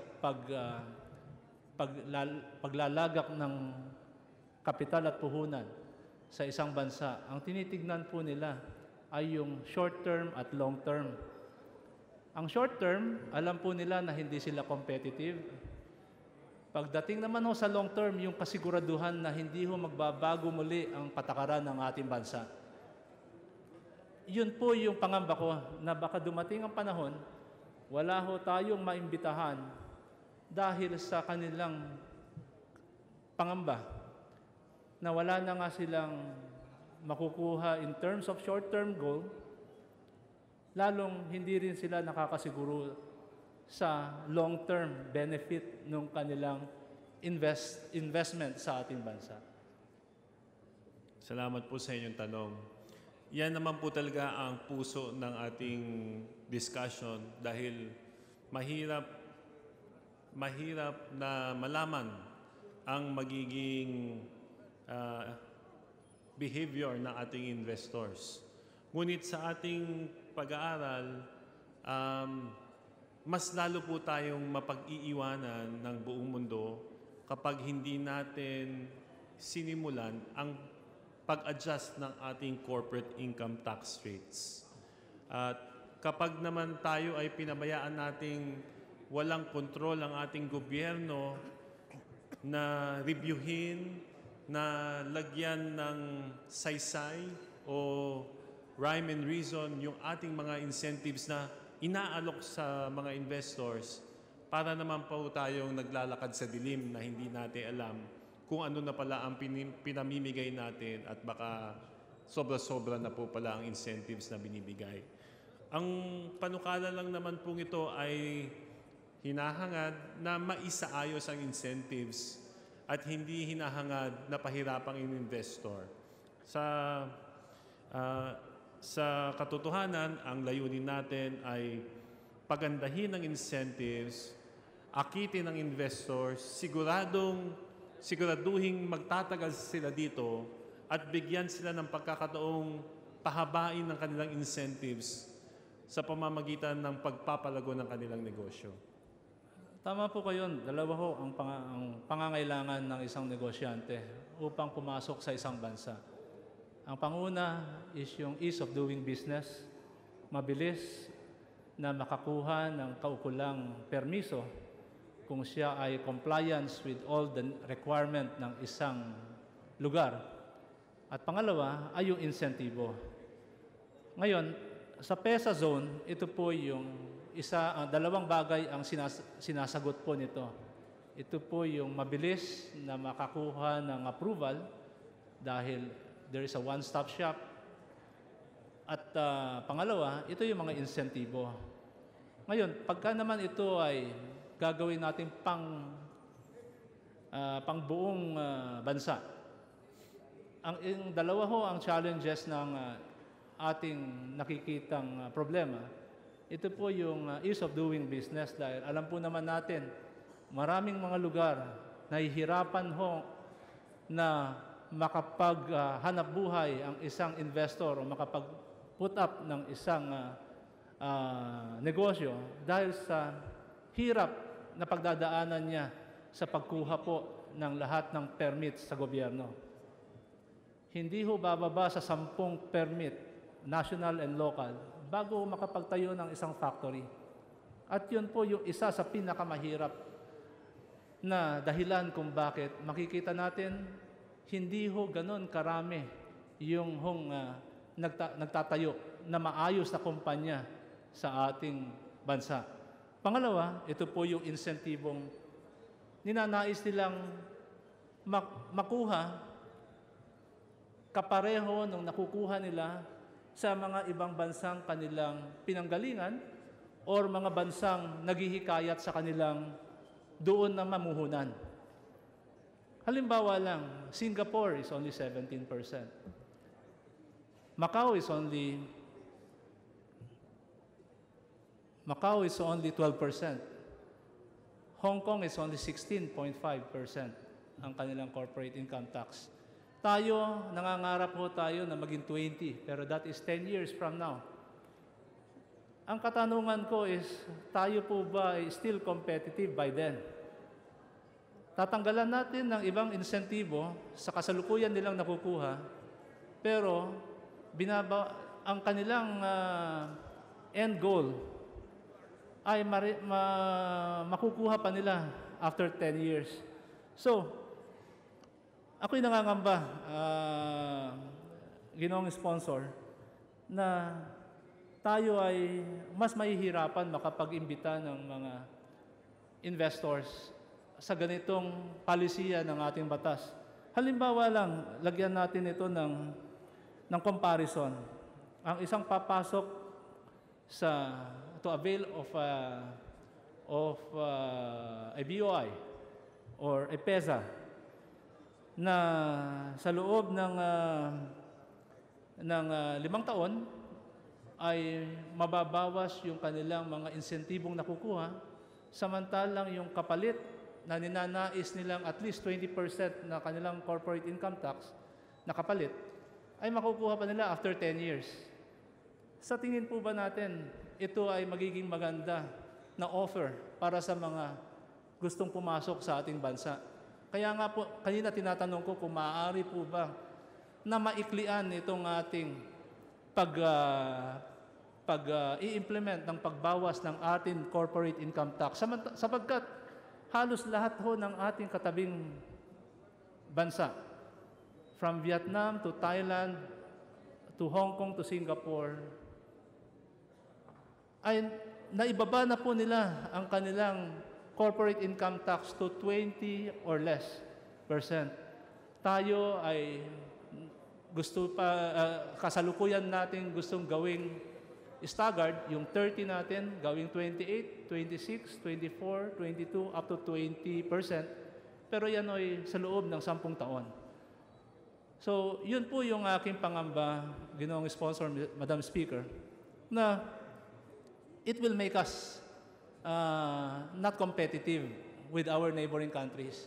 Kaya ho kailangan, pag-isipan ho natin na kung maaari ho natin mabago itong ating panukala, na iklian ho natin itong taon para ho maging competitive po tayo sa ating mga katabing bansa. Sangayon tayo, Madam Speaker at ginoong kasama, na mas maganda nga po talaga kung mas mabilis ang pagbaba ng corporate income tax. Ang dahilan kung bakit may katagalan nito ay nais nating balansehin ito sa opinion ng ating mga economic managers na kung masyadong mabilis, maaring hindi makahabol ang gobyerno sa pagkolekta sa paglago ng pagkolekta nila ng ating mga revenues. At kung naunahan po kasi ng ating pagbaba ng ating koleksyon ang ating pagbaba ng tax rates, edi ang ating fiscal health ng ating bansa ay malalagay sa alanganin. At yan po ang iniingat-ingatan natin dahil sa nakaraang mga buwan at nakaraang mga taon, patuloy po ang pag-asenso ng ating credit rating na kinikilala ng iba't ibang credit rating agencies sa buong mundo. Nakikita nila ang ating sound fiscal policy, kaya pag tayo'y na-upgrade, tayo po ay nagkakaroon ng access to better financing at mas murang pag-uutang. Pag tayo ay mas murang utang natin o mas mahaba ang panahon na pwede natin bayaran ito, lalong magiging mas sigla ang ating ekonomiya. Magiging mas mura ang ating mga investments sa mga infrastruktura. So yan lang po, bilang paliwanag, hindi ko po talaga masasabing, nais ko po talagang sabihin na sang-ayon ako na paiksiin ang panahon. Ngunit kailangan po natin hanapin yung tamang balanse to maintain our fiscal health and good credit rating. Naintindihan ko po at ako naman ay sumasang-ayon dito sa batas na ito. Subalit, ang posisyon ho ng representanteng ito ay nababagalan po ako doon sa pag-i-implement natin. Kaya po naman ako tumatayo sa ngayon dahil nakikita ko yung negatibong maging epekto nito sa ating bansa, lalo na sa paghihikayat ng ating mga investors na gustong mag-invest sa ating bansa, yung pagiging hindi natin competitive. Tama po kayo na nangangamba tayo na baka hindi ho natin mahabol yung pangangailangan ng ating pananalapi sa koleksyon. Pero alam po naman natin, mahabang panahon na ho natin itong pinag-uusapan at pinagdedebatehan na ito po ay responsibilidad po ng department concern, which is the Bureau of Internal Revenue and the Bureau of Customs, which is always marami hong pagkakataon na nakikita natin na hindi po sila nakakahit ng kanilang target at hindi ho sumasapat doon sa ating taon-taon pangangailangan sa ating budget. Kaya nga po, yan pong pananaw ng ginoong sponsor na nahihirapan, baka mahirapan tayong masingil o makuha yung ating target collection. Problema ho yan ng departamentong dapat nilang pagtrabahuhan. Sa akin lang is, ang pangamba ko ay baka lalo ho tayong hindi makakuha ng sapat na koleksyon dahil sa kakulangan ng mga namumuhunan sa ating bansa kung hindi ho tayo competitive. Tandaan po natin na sa palagi ko pong naririnig sa ating magiting na sponsor na ang kanyang drive ay ang trabaho at oportunidad. At yan po ang akin pong nakikitang kanyang plataforma na kanyang ipaglalaban. At sa aking pananaw, ang House Bill 8083 ay maganda, pero kailangan ho kung maaari ay mas mapaaga po yung pagbibigay po natin ng pagbaba ng corporate income tax. Maraming salamat po, Madam Speaker, ginoong sponsor. Maraming salamat po. Thank you, Congressman T. Majority Floor Leader. Madam Speaker, before we proceed to recognize the next interpellator, may we acknowledge the presence of the visitors and guests of Honorable Jeffrey Konghon, Barangay Council members and officials of Barangay Pag-asa, Olongapo City, Zambales, Barangay Council members and officials of Barangay New Kababae, Olongapo City, Zambales. Welcome to the House of Representatives. We'd also like to acknowledge, Madam Speaker, the presence of the guest of Honorable Divina Grace Yu, 1st District, Zamboanga del Sur. Please rise. Barangay Chairman from Pagadian City, Honorable Bonifacio Boron Jr., Honorable Joel Babayson, Honorable Sensino Ruiz Jr., Honorable Charito Señedo, Honorable Chufisto Tautoan, Honorable Nestor Cael Jr., and Honorable Antonio Rendon. Welcome to the House of Representatives.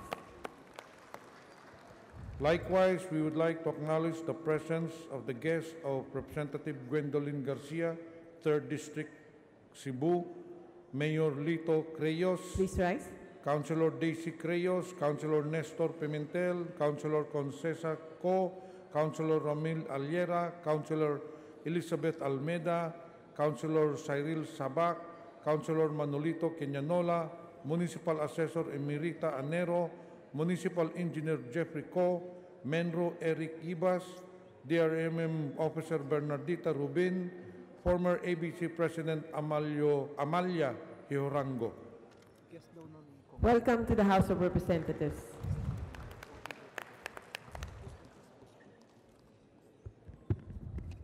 The said guests are also guests of Representative Peter John Calderon, Madam Speaker.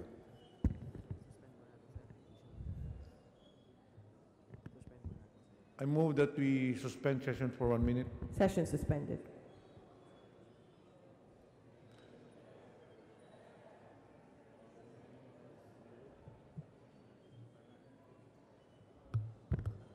Madam Speaker, I move that we resume session. Session resumed. Madam Speaker, Mr. Majority Floor Leader, we are discussing a very important matter, taxation and reduction of income tax of the corporate bodies. And I do not see enough members on the floor seemingly interested, as maybe they are not in favor, and that's the reason for their absence. At this point, I am constrained to move for adjournment so that we will have more members tomorrow to participate in this all-important discussion. We move to adjourn. Majority Leader. Madam Speaker, we move that we suspend session for a few minutes. Session suspended. Tatapusin ito. Mga nagtao, tatapusin. Ano? O kaya pumunta tayo lahat doon. Kami nandito. Pumunta tayo ako doon.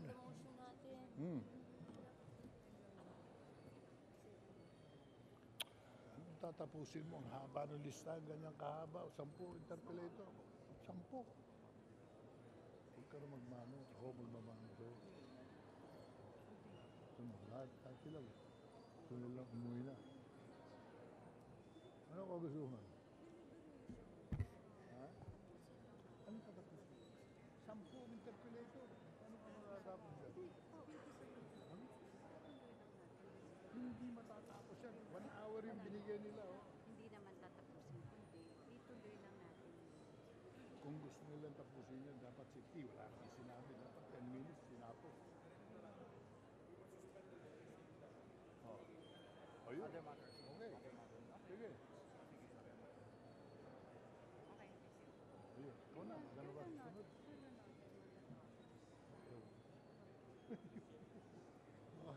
Mukha hindi risado ng mga member.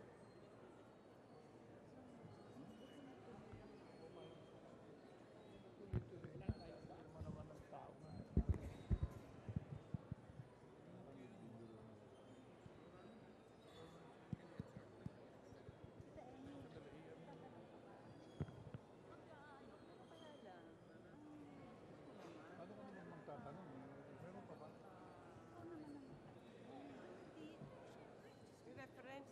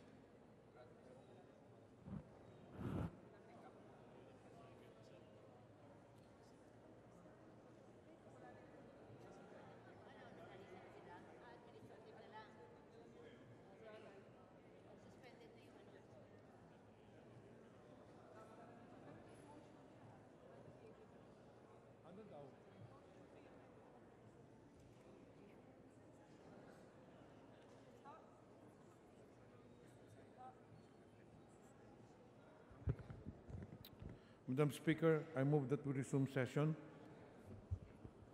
Session resumed. Madam Speaker, I move that we suspend deliberations on House Bill number 8083. So move, Madam Speaker. Is there any objection? Hearing none, motion is approved. Madam Speaker, I move that we take up additional reference of business, and for this purpose, please direct our Secretary General to read the titles of the measures and such other matters. Is there any objection? Hearing none, motion is approved. Secretary General. Additional reference of business, verified impeachment complaints. Verified complaint for impeachment against Supreme Court Associate Justice Teresita J. Leonardo de Castro, filed by Representative Edsel C. Lagman, Teddy Bonner Pagilat, Gary C. Alejano. To the Committee on Rules. To the Committee on Justice. Verified complaint for impeachment against Supreme Court Associate Justice Diosdado M. Peralta, filed by Representative Lagman, Bagilat, Alejano. To the Committee on Justice. Verified complaint for impeachment against Supreme Court Associate Justice Lucas P. Bersamin, filed by Representatives Lagman, Bagilat, Alejano. To the Committee on Justice. Verified complaint for impeachment against Supreme Court Associate Justice Francis H. Hardilesa, filed by Representatives Lagman, Bagilat, Alejano. To the Committee on Justice. Verified complaint for impeachment against Supreme Court Associate Justice Noel G. Tiham, filed by Representatives Lagman, Bagilat, Alejano. To the Committee on Justice. Verified complaint for impeachment against Supreme Court Associate Justice Andres B. Reyes, filed by Representatives Lagman, Bagilat, Alejano. To the Committee on Justice. Verified complaint for impeachment against Supreme Court Associate Justice Alexander G. Gusmundo, filed by Representatives Lagman, Bagilat, Alejano. To the Committee on Justice. Resolution, House Resolution number 2104. Resolution directing the appropriate committee of the House of Representatives to conduct an inquiry in aid of legislation on the legal basis and possible effects of the shift from obligation-based to a cash-based budgeting system as proposed in fiscal year 2019 national budget. Representative Andaya. To the Committee on Rules. Majority Floor Leader. Madam Speaker, I move that we suspend session for a few minutes. Session suspended.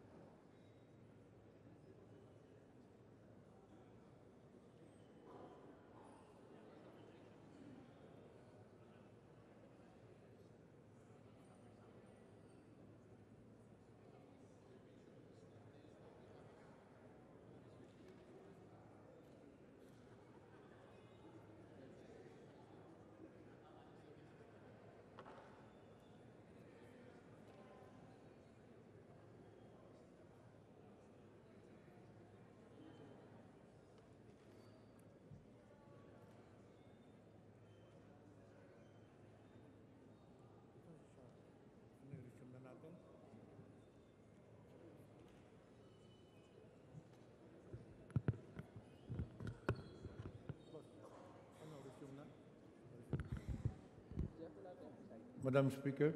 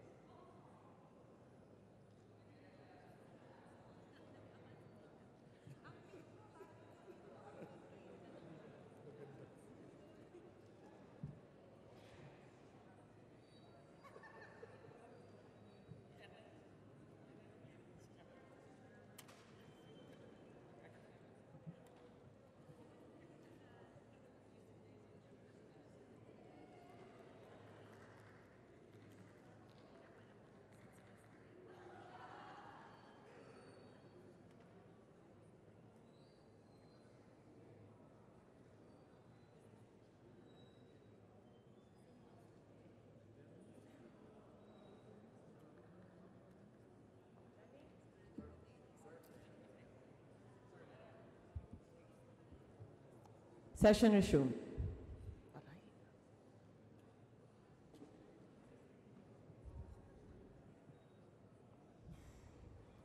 Majority Floor Leader.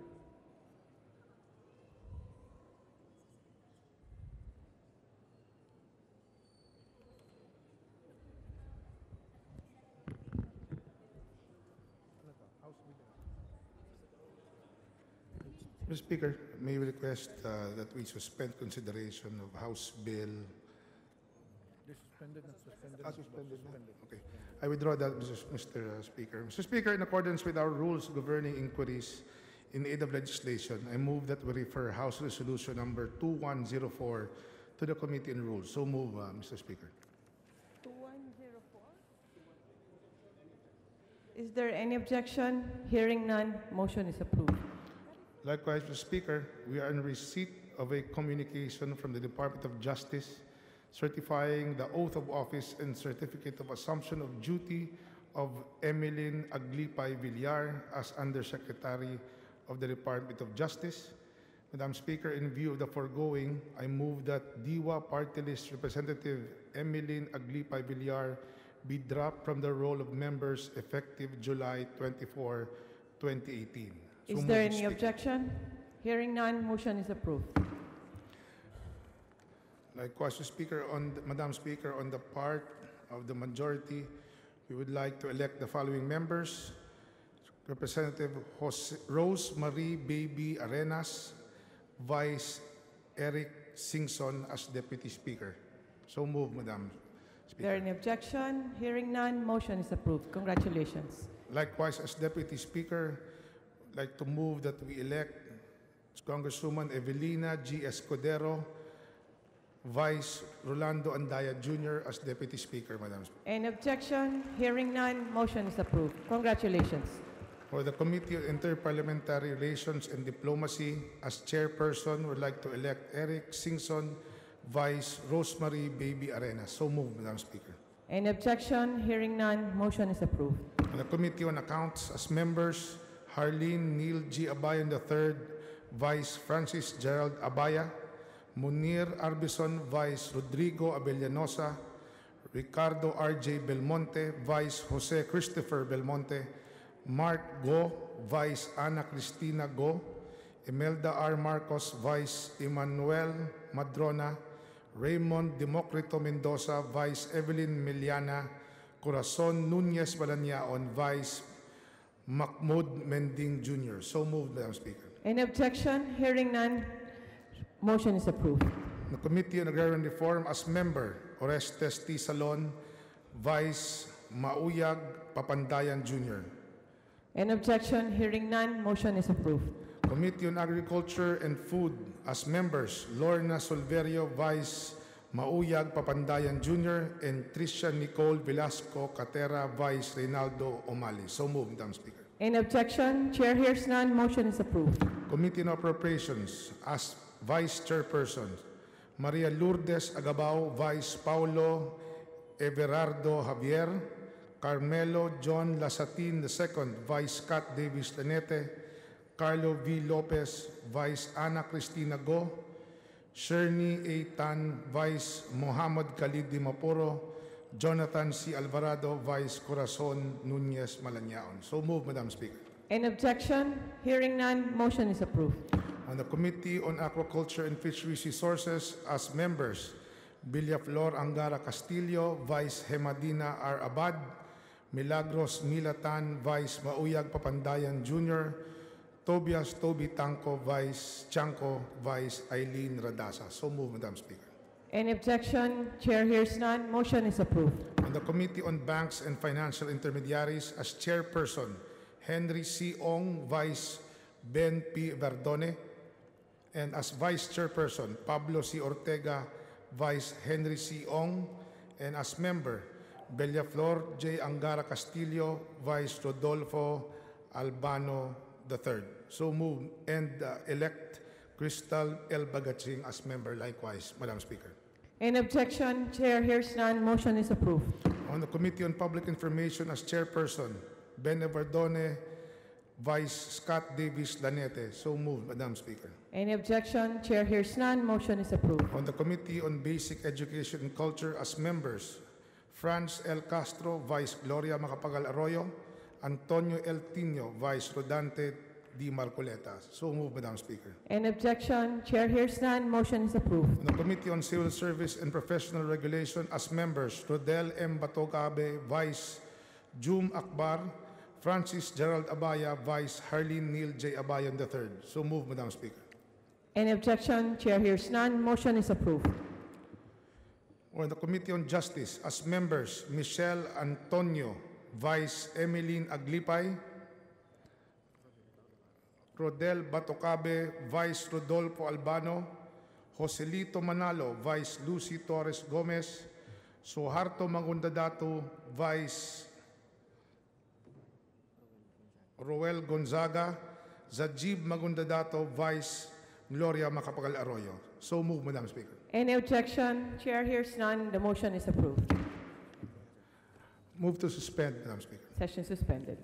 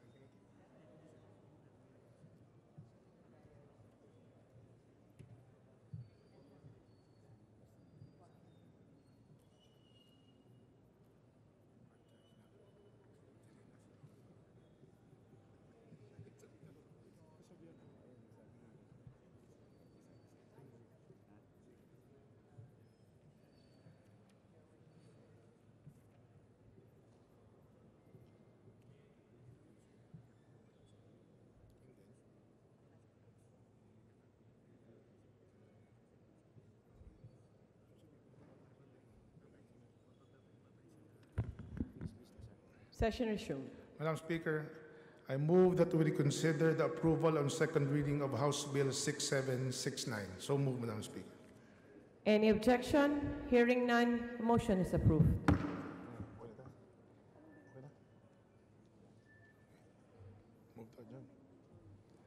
Madam Speaker, we move to adjourn till 3 p.m. August 29. So moved, Madam Speaker. Any objection? Hearing none, motion is approved. Session adjourned.